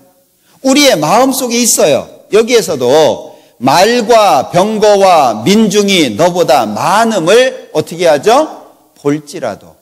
현실이잖아요. 그냥 교회 안에서 듣는 말씀이 아니라 삶 속에 경험되는 말씀이잖아요. 우리가 삶을 살아갈 때 말이 많은 상황 당하죠? 불신자들 가운데에서 혼자 믿음을 가진 사람으로서 놀림당하기도 하죠. 직장에서 좋지 않은 대우를 받기도 하죠. 가족들에게 버려지기도 하죠. 실제 많은 어려움 속에 있습니다. 그런데 우리가 기억해야 될 게 뭐죠? 여호와께서 너와 함께 하신다. 자, 그런데 여기 이스라엘 백성들이 전쟁터에 가잖아요. 그러면 3절에 이런 얘기를 먼저 하라는 거예요. 놀라지도 말고 또는 두려워하지도 말고 마음에 겁내지도 말고 그러면서 5절에 중간에 집을 새로 지었는데 낙성식 못했냐? 돌아가라. 6절에 포도원을 만들었는데 과실 못 먹었냐? 돌아가라. 7절에 약혼을 했는데 그를 취하지 못했냐? 돌아가라. 그리고 8절에 두려워서 마음에 겁나냐? 돌아가라. 다 돌아가게 하셨습니다. 이유가 뭐죠? 9절.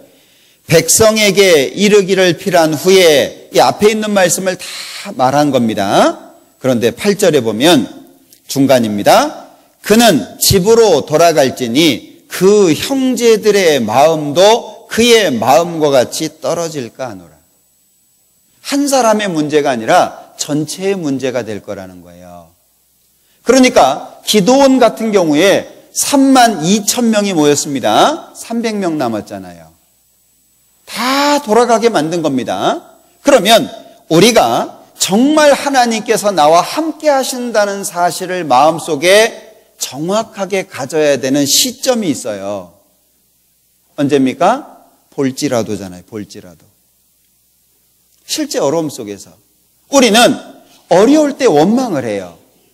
어려우면 불평을 합니다. 그럼 우리 기도한 게 어긋나는 거예요. 하나님 도와주세요. 내가 좋은 상황인가요? 하나님 지켜주세요. 언제 하나님이 지켜주시고 언제 하나님이 도와주실 수 있을까요? 내가 평탄하면 도와주실 일이 없어요. 아니, 알아서 잘 살고 있고 아무런 문제 없는데 하나님이 뭐하러 도와줘요? 도와줄 거리가 없어요. 하나님의 도움이 언제 오죠? 내가 어려울 때예요. 그럼 어려울 때 원망과 불평을 해야 돼요? 믿음과 신뢰로 기다려야 돼요? 이게 반복적으로 훈련이 되는 거예요. 반복적으로. 저는 개인적으로 여기 학생들도 와 있는 것 같은데 학생들이 정말 대단한 것 같아요. 어른들은 11시에 와서도 좋으는데 11시에 맞춰서 와가지고도 그냥 해롱해롱 되고 있는데 학생들은요 9시부터 옵니까 여기? 일찍 오잖아요. 벌써 교육과정 한번 거쳤어요. 그리고 이제 강당에 와서 온 거예요. 그래서 어디 가면은요 학생들 안 보이는 구석에 앉히라 그래요. 저는 앞에 앉히지 말고 구석에 앉히라 그래요. 좀 졸리면 자기도 하고 안 보이는 데 있어야 좀 편하게 자기도 할 거 아니에요. 꼭 보이는 정면에 학생들을 앉혀요. 뭐 학생들이 희생양도 아니고. 정말 훌륭하지 않아요? 9시부터 와가지고 얼마나 힘들겠어요. 그래도 그냥 안 졸겠다고 그냥 애쓰는 거 보면은요 저는 학생들은 졸면 놔두라 그래요. 강당에 앉아있는 것만 해도 감사하지. 지금 이 시간에 PC방 가가지고 놀고 있는 것보다 훨씬 낫잖아요. 근데 또 선생님이 옆에 앉아가지고 졸지 말라고 막 찌르잖아요. 뭐 선생님이야 뭐 이제 맡은 역할이니까. 그런데 우리 신앙생활이요 어렵습니다. 근데 문제는 어려우니까 하나님이 도와주신다는 거잖아요. 어렵다고 해서 왜 불평하냐 그 얘기예요. 하나님이 도와주시겠다고 약속을 했으면 분명히 그 약속이 이루어질 텐데 그걸 기다리는 게 중요하잖아요. 근데 그게 안 되는 거예요. 힘들 때마다 징징징징 돼요. 저는 사내아이 셋인 게 참 감사하거든요. 우리 여기 학생들, 자매님들 많이 계신데 오해하지 마세요. 저희 집사람이나 저나 이 여자 애기들은 키울 때 보면 많이 징징대잖아요. 그걸 못 봐요. 집사람이나 저나. 저희 집안은 군대라니까요. 집사람이 조교예요. 저희는 남자 5이 살아요.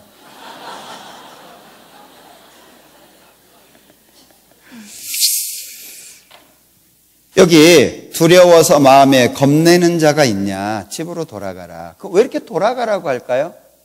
사실 이걸 보면 신앙생활은 내 마음이 세상에 가 있어도 안 되고 두려워해도 안 된다는 걸 알 수 있잖아요. 신앙생활이 하나님보다 더 좋은 게 있으면 신앙생활 안 돼요. 신앙생활을 하면서 세상에서 이뤄질까봐, 버려질까봐, 왕따 당할까봐, 어떤 어려움 당할까봐 두려우면요 신앙생활 못합니다. 이걸 극복할 필요가 있잖아요. 시편 91편도 한번 보죠.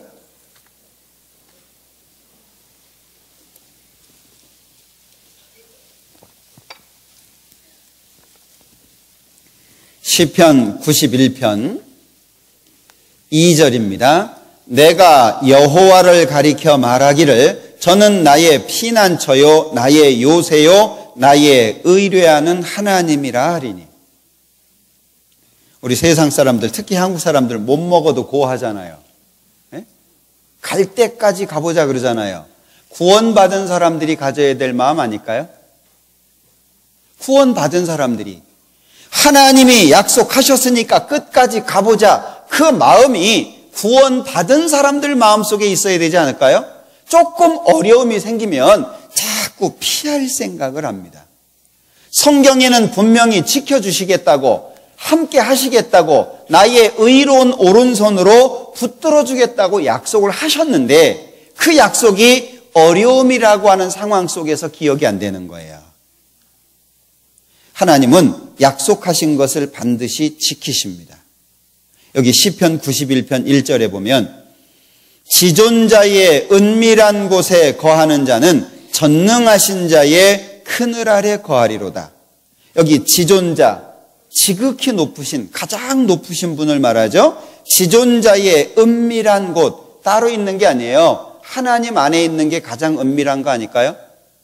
하나님이 요새예요. 하나님이 반석입니다. 하나님께서 산성이에요. 그러면 지존자의 은밀한 곳에 거하는 자는 전능하신 자의 그늘 아래 거한다. 그래서 여기 4절에 보면은요, 저가 너를 그 깃으로 덮으시리니. 우리 옛날에 하늘에 매가 뜨면 암탉이 새끼들 부르잖아요. 그래서 날개를 펼쳐가지고 병아리들을 보호합니다. 그 어르신들 많이 보셨죠? 지금은 보기 어려운 장면인데, 그리고 매가 사라지면 병아리들을 풀어놔요. 그 깃 아래, 날개 아래가 뭐죠? 하나님의 보호처잖아요. 하나님이 보호해 주시는 거예요. 그걸 전능자의 그늘 아래라고 표현하고 있습니다. 거기에 대해서 2절에 내가 하나님의 그 보호, 하나님의 그 은혜 가운데 있는데 2절에 내가 여호와를 가리켜 저는 나의 피난처요, 나의 요새요, 나의 의뢰하는 하나님이라 라고 하겠다 그 얘기예요. 그러면 하나님의 신뢰에 대해서 내가 반응하는 게 있죠. 하나님이 신뢰, 하나님이 주시는 신뢰가 있습니다. 하나님의 약속이 있어요. 그건 깨지지 않아요. 그건 바뀌어지지 않아요. 그럼 우리도 동일하게 변하지 않는 신뢰를 보여드려야 되지 않을까요? 그게 성경에 많은 인물들이잖아요. 그죠? 죽으면 죽으리이다. 그 말에 왜 우리가 감동합니까? 그게 당연하다고 우리가 생각하니까. 다니엘의 세 친구가 우상에게 절하지 않는 것 때문에 이 풀무불에 들어가게 되잖아요. 다시 한번 기회를 줬어요. 풀무불 앞에서. 너 다시 기회 준다. 너희들 절해라. 아, 우리 그렇게 안 합니다. 만약에 풀무불 속에 들어간다라고 할지라도 하나님이 우리 살려줄 겁니다. 그 다음에 뭐라 그러죠? 그리 아니하실지라도. 우리가 그 말을 들을 때 가슴이 뭉클하잖아요. 왜? 그게 맞다고 생각하고 있는 거예요. 그게 옳다라고, 구원받은 사람들의 삶의 모습이라고 인정하고 있는 거예요. 이 신앙의 인물들 가운데에서요, 왜 우리의 마음속에 도전이 되고 어떤 삶의 지표가 되고 우리의 마음에 격동을 주고 힘을 줍니까? 그게 맞다고 우리가 알고 있기 때문에 그래요. 반복적으로 비록 넘어질지라도 일어나서 실패할지라도 다시 도전해가지고 우리의 변치 않는 신뢰를 주님을 향해서 보여줘야 되지 않겠냐. 주님은 나를 변치 않게 사랑해 주시는데 나는 자꾸 바뀌어가지고 육신이 있는지라, 육신이 연약한지라 기도도 제대로 못해요. 그래서 피곤해가지고 저녁에 기도해야 되는데요, 자기 전에 그냥 이불 속으로 슬라이딩 하면서 하나님 아시죠? 그리고 잤잖아요. 참 어렵죠? 어렵다고 생각하니까 어려운 거예요. 자, 아침에 8시에 일어나는 사람이 7시에 일어나면 피곤합니다. 1시간이라고 하는 게 굉장히 큰 영향을 미쳐요. 하루 종일 영향을 미칩니다. 그러나 그렇게 한 달만 지내보세요. 아니, 일주일만 지내보세요. 그 1시간이 해소가 돼요. 기도 힘들다고 생각하니까 너무 큰 짐이 돼버리는 거예요. 잠자기 전에 얼마나 기도하십니까? 아침에 일어나서 얼마나 기도하십니까? 기도라고 하는 것은 우리에게 있어서 생명과도 같은 건데 정말 주님 앞에 내 마음이 고정되고 주님을 향한 삶이 일정하기를 위해서 얼만큼이나 기도하냐 그 얘기예요. 11시에 맞춰서 이 자리에 오시나요? 아니면 한 30분 전에 오셔가지고 기도하면서 오늘 말씀을 어떻게 받아들일지 준비를 하고 계신가요? 우리의 삶 속에 작은 부분이지만 하나님 오늘 어떤 말씀을 주실지 모르지만 그게 내 마음속에 새겨지고 내 삶의 활동이 되는 힘이 될 수 있도록 도와주십시오. 기도하고 말씀 듣는 것과 이떡 저떡 헐레벌떡 와가지고 바쁘게 말씀을 들으면 어떤 것이 더 은혜가 되겠어요? 왜 말씀 시간에 졸리냐면요, 재미가 없는 거예요. 왜 재미가 없죠? 설교를 지루하게 해가지고, 물론 그런 것도 영향이 돼요. 설교를 졸지 못하게 하시는 분들이 있죠. 그죠? 우리 담임 목사님이 대표적인 분일 텐데 졸지 못하게 만들어요. 좋은 것 같으면 못 졸게 만들잖아요. 그래서 그 예화에 보니까는요, 조는 분이 있어서 옆 사람 좀 깨우라고 옆에한테 그랬더니 이분이 성질을 내더래요. 지가 졸게 만들어 놓고 왜 나보고 깨우라 그러냐고. 물론 설교하는 사람에게도 책임이 있어요. 근데 왜 재미가 없죠? 근본적으로 재미있게 받아들일 수 있는 마음의 준비가 안 된 거예요. 어떤 말씀이든지 은혜가 될 수 있는, 제가 청년 시절에 직장 생활을 하고 있기 때문에 말씀 시간에 놓치는 경우들이 꽤 있었어요. 특히 집회 같은 경우에는요, 가서 딱 도착했는데 사람들이 우르르 쏟아져 나와요. 허망해요? 허망하십니까? 저는 그 모습을 볼 수 있는 것조차도 감사하다는 간증을 많이 들었어요. 처음에 구원받고 얼마 안 됐을 때. 저도 가거든요. 근데 갔는데 말씀 한마디도 못 들었어요. 기도하는데 동참도 못했습니다. 그냥 쏟아져 나오는 사람들만 보고 있어요. 거기에 감사하기란 쉽지 않습니다. 다음에는 아예 늦을 것 같으면 오지 말아야지. 이런 마음 들기가 쉽잖아요. 그런데 많은 분들이 간증하는데 그 쏟아져 나오는 모습만 볼 수 있어도 감사하다는, 끝에 5분만 들어도 기쁨이 된다는, 어떤 분은 간증하는데 5분밖에 못 들었는데 그 5분 속에서 마음의 문제가 해결이 됐다고. 하나님의 역사 아닌가요? 그러니까 마음이 어떻게 준비가 되느냐에 따라서 하나님의 말씀이 좋게 들려지기도 하고 그렇지 않기도 한다는 거예요. 근데 잘 보십시오. 조는 분들은 계속 졸아요. 오늘만 조는 게 아니고요, 졸아 오셨어요. 계속. 그분들은 앞으로 계속 조실 수 있는 가능성이 아주 충분하신 분들이에요. 그러면 삶이 안 바뀝니다. 제가 아는 분 중에 말씀 시간에 혼자 공부하시는 분이 있어요. 혼자 따로 공부하십니다. 왜냐하면 앞에서 보면은요, 어디 찾읍시다 그러면은 대충 알아요. 그죠? 왜냐하면 두께가 보이고 어느 쪽으로 넘기는지가 보이거든요. 분명히 반대쪽인데 딴 데로 넘겨요. 찾아놨다고 찾았는데 두께가 달라요. 그러면 알거든요. 혼자 공부하세요. 마음이 바뀌겠어요? 끝나고 나면 설교에 대한 평가를 해요. 이분은 50점, 이분은 좀 낫네 60점, 잘하네 70점, 뭐 이렇게 평가를 내려요. 도움이 될까요? 전혀 도움 안 됩니다. 이제 요즘에는 좋은 시대가 됐죠. 여기도 DS 파일 쓰시죠. 이제 말씀 끝나고 식사하고 올라가면서 저는 강서에서 한 주일 말씀을 듣고 갑니다. 이제 못 들은 설교를 제가 듣거든요. 일부러 계속 듣습니다. 왜냐하면 저조차, 설교하는 사람조차 설교만 해서는 못 살아요. 제가 신앙적인 힘을 얻는 장소는 구역모임, 조모임 장소입니다. 구역모임에 가서, 조모임에 가서 형제자매님들이 간증하는 것 자체가 저에게는 굉장한 힘이 돼요. 저도 들어야 돼요. 뭐 제 속에 끊임없는 창고가 있어가지고 입만 열면 막 줄줄줄줄 나오는 게 아니에요.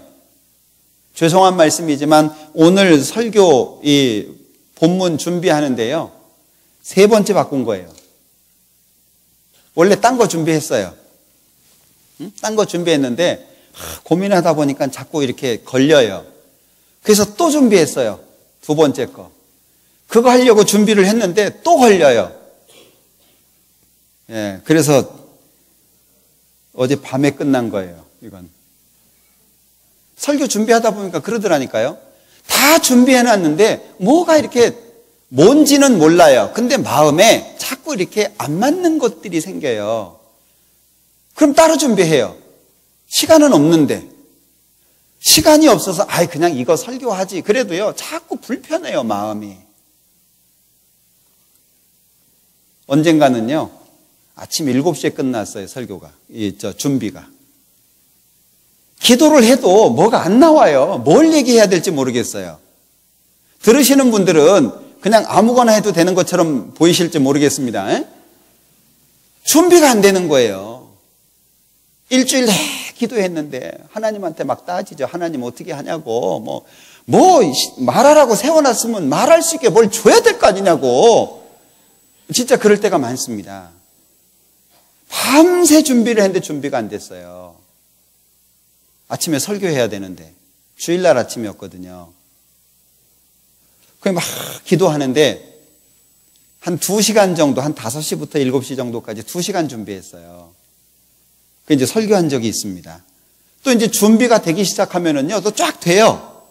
그래서 저는 항상 옆에 이제 이면지 갖다 놓고 이렇게 설교 이렇게 성경을 공부할 때 그렇게 하거든요. 왜냐하면 생각나면 적어놔야 돼요. 생각이 날 봐주지 않아요. 내 머리인데 내 머리가 아니에요. 내 머릿속에서 생각나는 건데 안 기다려줘요. 그럼 생각나는 걸 어떤 거는 생각날 수 있는 것들, 연상될 수 있는 단어들, 이런 것들만 쫙 써놔야 돼요. 그러니까 이면지가 많아야 돼요. 쫙 해놓으면은요, 나중에 그걸 보면 생각이 나는데 지나가고 나면 생각이 안 나요. 저만 그런지는 모르겠습니다만은, 그래서 막 적어놔야 됩니다. 그걸 가지고 이제 준비를 또 하는 거예요.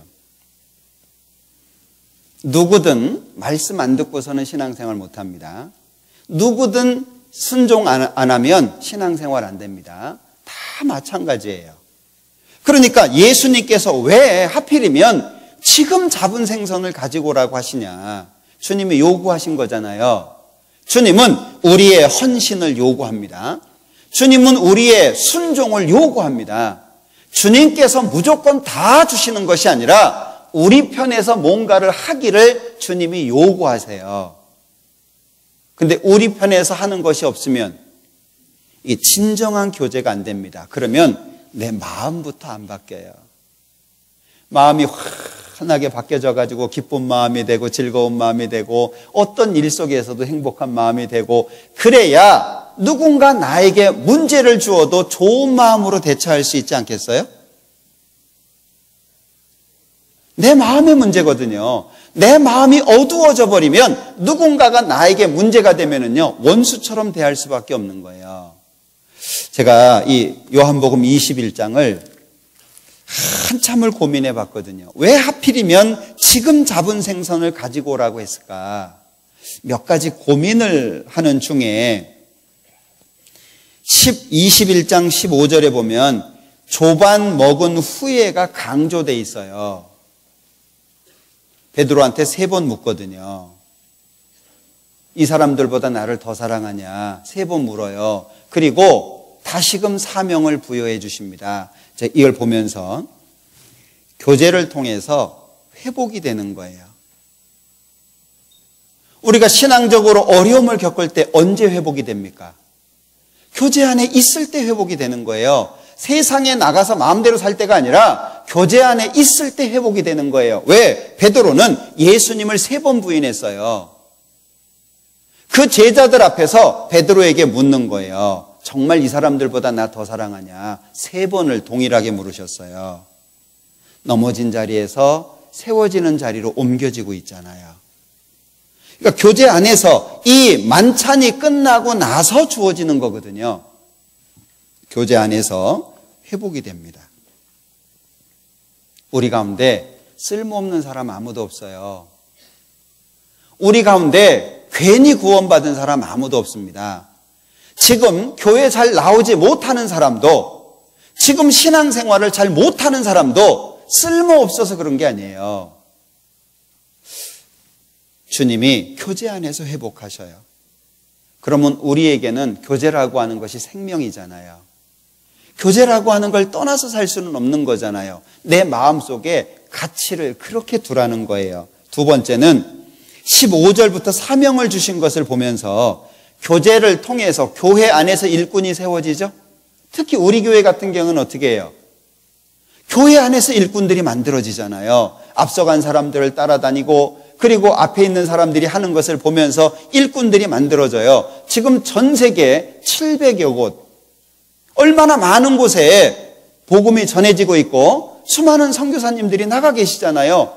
나가라고 한 사람들이 없어요. 자원해서 나간 거잖아요. 거기 가면 환경이 다 준비되어 있습니까? 어려워요. 얼마 전에 저희 강서교회에 계셨던 분 한 분이 브라질리아로 선교를 나가셨거든요. 브라질의 수도인데요. 브라질리아라고 하는 곳에 한국 사람이 한 사람도 없어요. 어려울 수밖에 없잖아요. 왜 나가요? 하나님이 주신 마음이잖아요. 교제 안에서 일꾼이 만들어지는 거예요. 주님을 위해서 설교하는 사람들도 세워지고 순종하는 사람들도 세워지고 집사와 장로들도 세워지고 일꾼 하나씩 하나씩 세워지고 그게 어디에서 세워지냐? 교제 가운데서 세워지잖아요. 그런가 하면 교제를 통해서 바른 길로 인도가 됩니다. 자, 요한복음 21장 다시 보죠. 3절에 시몬 베드로가 나는 물고기 잡으러 가노라. 예수님께서 처음 베드로 만나셔가지고요. 나를 따라와라. 내가 너를 사람 낚는 어부가 되게 할 거다 하셨어요. 근데 베드로는 지금 물고기 낚으러 가고 있습니다.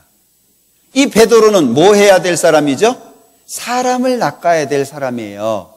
그러니까 이 교제 안에서 바른 길로 인도되는 게 있잖아요. 우리가 신앙생활 하다 보면 교제 안에서 있다 보면 옳고 그른 것이 구분이 되죠. 아, 이거는 안 돼. 이렇게 가면 안 돼. 어려우면 물어볼 수 있는 집사님들도 계셔요. 뭔가 구분이 안 되면 신앙의 선배들도 있어요. 또는 전도인들도 있어요. 많은 분들이 옳고 그름을 분별해 줄 수 있는 사람들이 내 주변에 많다라고 하는 거예요. 교제 안에서 뭐가 주어지죠? 바른 길로 인도되는 것이 있다 그 얘기예요. 그런가 하면 이 교제 가운데에서요. 참 이거 보면 우리가 교제를 어떻게 생각해야 될까? 이 연합이라고 하는 것이 세워지게 주어지는데 교제 안에서 연합이라고 하는 것이 주어지는데요. 요한복음 20장을 한번 볼게요. 4절, 3절부터 보죠. 베드로와 그 다른 제자가 나가서 무덤으로 갈새 둘이 같이 다름질하더니 그 다른 제자가 베드로보다 더 빨리 달아나서 먼저 무덤에 이르러 굽으려 세마포 놓인 것을 보았으나 들어가지는 아니하였더니 시몬 베드로도 따라와서 무덤에 들어가 보니 세마포가 놓였고. 자, 베드로와 사도 요한 어떤 조합입니까? 저는 절묘한 조합 같아요. 네? 여기 보면 두 사람, 뛰어간 사람이 베드로하고 사도 요한입니다. 요한은 젊은 사람이고 베드로는 나이가 좀 들은 사람이에요.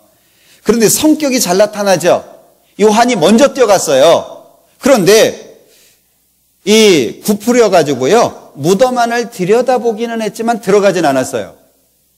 어떻게 보면 신중한 사람이라고 할 수 있겠죠. 베드로는요.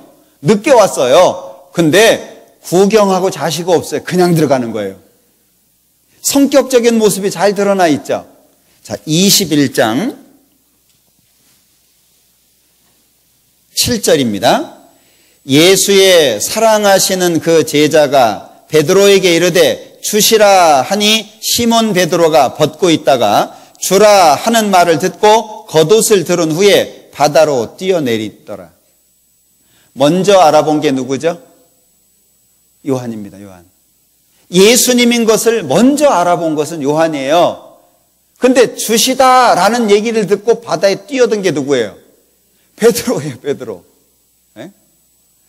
주식 얻을랑 나를 물 위로 걸어오게 하소서. 그리고 걸어와라. 그러니까 그냥 뛰어내리잖아요. 자, 만약에 교회 안에 베드로만 있으면 어떻게 해요? 베드로 같은 사람만 있으면은요, 날마다 전쟁 치를 거예요. 예? 경상도 가니까 그렇대요. 여기 경상도 분들 계실까 모르겠는데, 됐다 하니까 싸우더라고. 예? 경상도 가서 이렇게 싸우는 모습을 보니까요, 됐냐? 됐다. 그리고 그냥 투닥투닥 하는 걸 봤다고요. 베드로 같은 사람만 있으면은요, 맨날 전쟁할 거예요. 막 대포 쏘고, 막 핵폭탄 터뜨리고, 그냥 막 총과 칼로 싸우고 막. 근데 사도 요한 같은 사람만 있으면 어쩔 거예요? 생각하다가 끝나. 그냥 무덤 속 들여다보다가 끝나요. 그러니 요한 같은 사람도 있고 베드로 같은 사람도 있고 이게 얼마나 절묘한 조합이냐 그 얘기예요. 자, 이 모습을 보다가요, 교제 안에서는 구원받은 사람들 중에는 쓸모없는 사람이 없는 거예요. 용도가 다른 거예요. 다른 것과 틀린 것을 구분할 줄 알아야 됩니다. 다른 것이 틀리다고 생각하면 안 되고 틀린 것을 다른 것이라고 생각하면 안 돼요. 구분을 잘해야 됩니다. 달라요. 여지껏 다르게 살아왔는데 말씀 듣고 구원받았다고 똑같아지겠어요? 성향이 또는 살아가는 방식이, 음식하는, 어떤 교회 보니까는요, 이분이 음식을 하면 이분이 개입을 안 하시더라고요. 왜? 방식이 틀려요. 응? 엎고 뒤집고 순서가 틀리더라고요. 요리 못 하시는 분들은 뭐 라면 넣고 물 붓고 라면 붓나 똑같은 것 같은데, 요리 하시는 분들은 아주 강하게 다르다고 얘기해요. 아니, 그러면 일단 먹는 게 중요한데 뭐부터 넣을 거냐 이거 갖고 싸울 수는 없잖아요. 다른 게 많아요. 그 다른 걸 인정하라 그 얘기예요. 지금은 신앙생활 잘 못하지만 앞으로 잘할 사람도 있어요. 지금은 교제 나오기 어려워하지만 다른 사람 이끌 수 있는 사람도 있어요. 지금의 모습으로 그 사람의 전부를 판단하지 말라는 거예요. 그래서 자녀들 이렇게 공부하는 학생들한테요, 너무 섣부른 기대도 하지 말고 너무 섣부른 좌절도 하지 마세요. 응? 너무 그냥 막 공부하라고 쥐잡듯이 잡지 마세요. 네? 쥐잡듯이 잡으면 죽어요. 절대 그러지 마세요. 그 아이가 잘하는 게 있어요. 그 잘하는 것과 상관없이 부모가 원하는 대로 아이를 키우지 말라는 거예요. 하나님이 원하는 사람으로 키워야지 부모가 원하는 사람 만들어서 뭐 할 거예요? 자기하고 똑같을 텐데. 절대 그렇게 만들지 마세요. 그러니까 교회 안에서는요, 받은 은사가 다 다른 거예요. 로마서 12장에 보면 받은 은사가 각각 다르다. 예언이면 믿음의 분수대로, 섬기는 일이면 섬기는 일로 다 달라요. 다른 것을 틀리다고 생각하지 마라. 그래서 고린도전서 7장에 보면은요, 그러나 각각 하나님께 받은 자기의 은사가 있으니 하나는 이러하고 하나는 저러하니라. 달라요.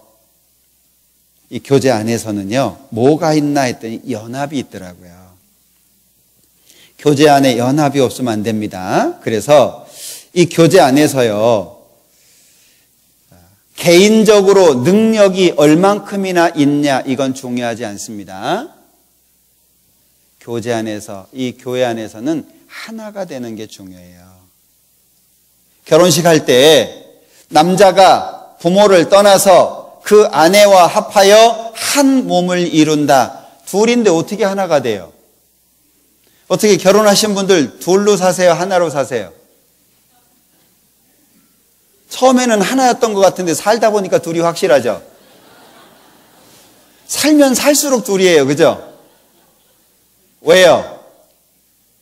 하나씩 만났으니까. 그럼 하나가 되려면 어떻게 해야 돼요? 둘이 하나가 되려면 어차피 반 덜어내야 돼요. 어차피 서로가 반을 덜어내야 하나가 될 수 있는 거예요. 근데 자기 건 덜어내지 않으려고 그래요. 싸울 때 어떻게 싸워요? 당신 그 모양이라 그래. 당신은 어떤 줄 알아? 자기 거 버리지 않아요. 반을 내려놔야 하나가 될 수 있는데 자기 거 놔두고 너 덜어내. 누가 덜어내겠어요? 그러니까 살면 살수록 둘이 확실하죠. 둘은 갈등일 수밖에 없어요. 한자 갈등 아시죠? 칡갈자입니다. 등나무 등자잖아요. 칡과 등나무는 서로 타고 올라가는 방향이 달라요. 잘 보세요. 등나무하고 칡하고 등나무하고 이게 타고 올라가는 게 달라요. 그래서 갈등이에요. 식당 갔는데 라면 한 가지예요. 뭘 갈등을 해요? 그거밖에 없는데. 근데 식당 들어가는데 막 가지수가 한 3, 40개가 돼요. 그러면 그거 읽느라고 시간 다 가요. 신앙생활에 또 가정생활에 왜 갈등이 됩니까? 둘이 돼서 그래요. 하나가 되면 갈등할 이유가 없어요. 연합이라고 하는 것이 있다 그 얘기예요. 우리가 늘 배우는 거잖아요. 그래서 여기 요한복음 21장 배 오른편에 그물을 던져라. 그리고 지금 잡은 생선을 가지고 와라. 만찬 끝나고 나서 베드로를 세워주시는 이 모습을 통해서 우리가 알 수 있는 게 여러 가지 있다 그 얘기죠. 연합도 그 가운데 있고 바른 길로 인도하는 것도 있고 공급해 주시는 것도 있고 또 일꾼을 세워주시는 것도 있고 그리고 회복시켜 주시는 것도 있고 그러니 우리에게 교제는 어떤 거예요? 생명 그 자체잖아요.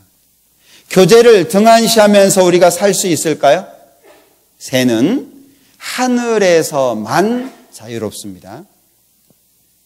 동물의 왕국 같은 거 보면 가끔 새가 땅에 내려왔다가 잡아먹히는 경우 있죠.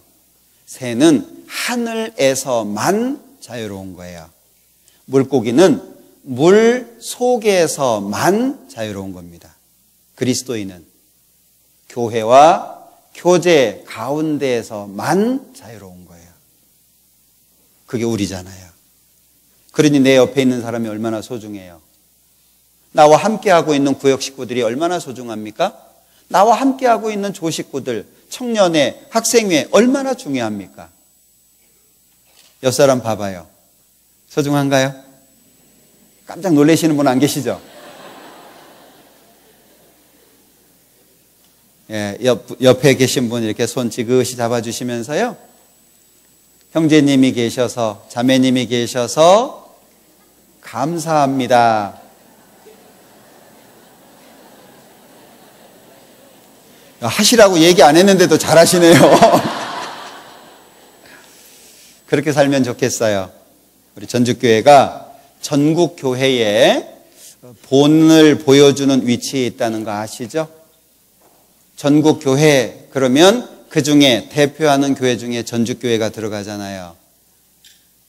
특별한 사명감을 가지셨으면 좋겠습니다. 누군가가 나를 보고 있다는 것도 기억하면 좋겠어요. 외국에 나가보잖아요. 그러면 한국 교회 가보는 게 꿈입니다. 우리 해외에 있는 교회 형제자매님들 보면요. 한국 교회 가보는 게 꿈이에요. 그리고 한국 교회는 전부 바울 사도만 있는 줄 알아요. 자기들에게 복음을 전해줬잖아요. 전부 바울 사도라고 생각하는 거예요. 그래서 선교 나갈 때 계속 강조합니다. 똑바로 보여주라고. 예? 왜냐하면요, 바울 사도가 이렇게 타락할 수는 없잖아요. 예? 이 바울 사도인 줄 알았는데 어떻게 보니까 대마 같은 거예요. 그럼 안 되잖아요. 우리가 지금 위치에서 충실해야 되는 이유가 여러 개가 있습니다. 하나님이 우리 전주교회 더 축복하실 겁니다. 우리 형제자매님들 가정에 더 많이 축복하실 거예요. 힘차게 사셨으면 좋겠어요. 그렇게 사실 거죠? 예, 감사합니다. 기도하겠습니다. 우리를 사랑하시는 자비로우신 주님, 참으로 감사합니다. 우리에게 말씀 주시고 또 바르게 살 수 있도록 계속 훈계하시고 양육해 주시니 감사합니다. 특별히 우리 전주교회 기억해 주시고 한 사람 한 사람 말씀 가운데 세워주시며 더욱 힘차게 살아갈 수 있도록 우리 전주교회를 통해서 더 많은 사람들이 구원을 받고 삶이 변화될 수 있도록 도와주시기를 원합니다. 남은 모든 시간들 함께 해주시기 원하면서 언제나 우리를 사랑하시는 예수님의 이름으로 기도합니다. 아멘.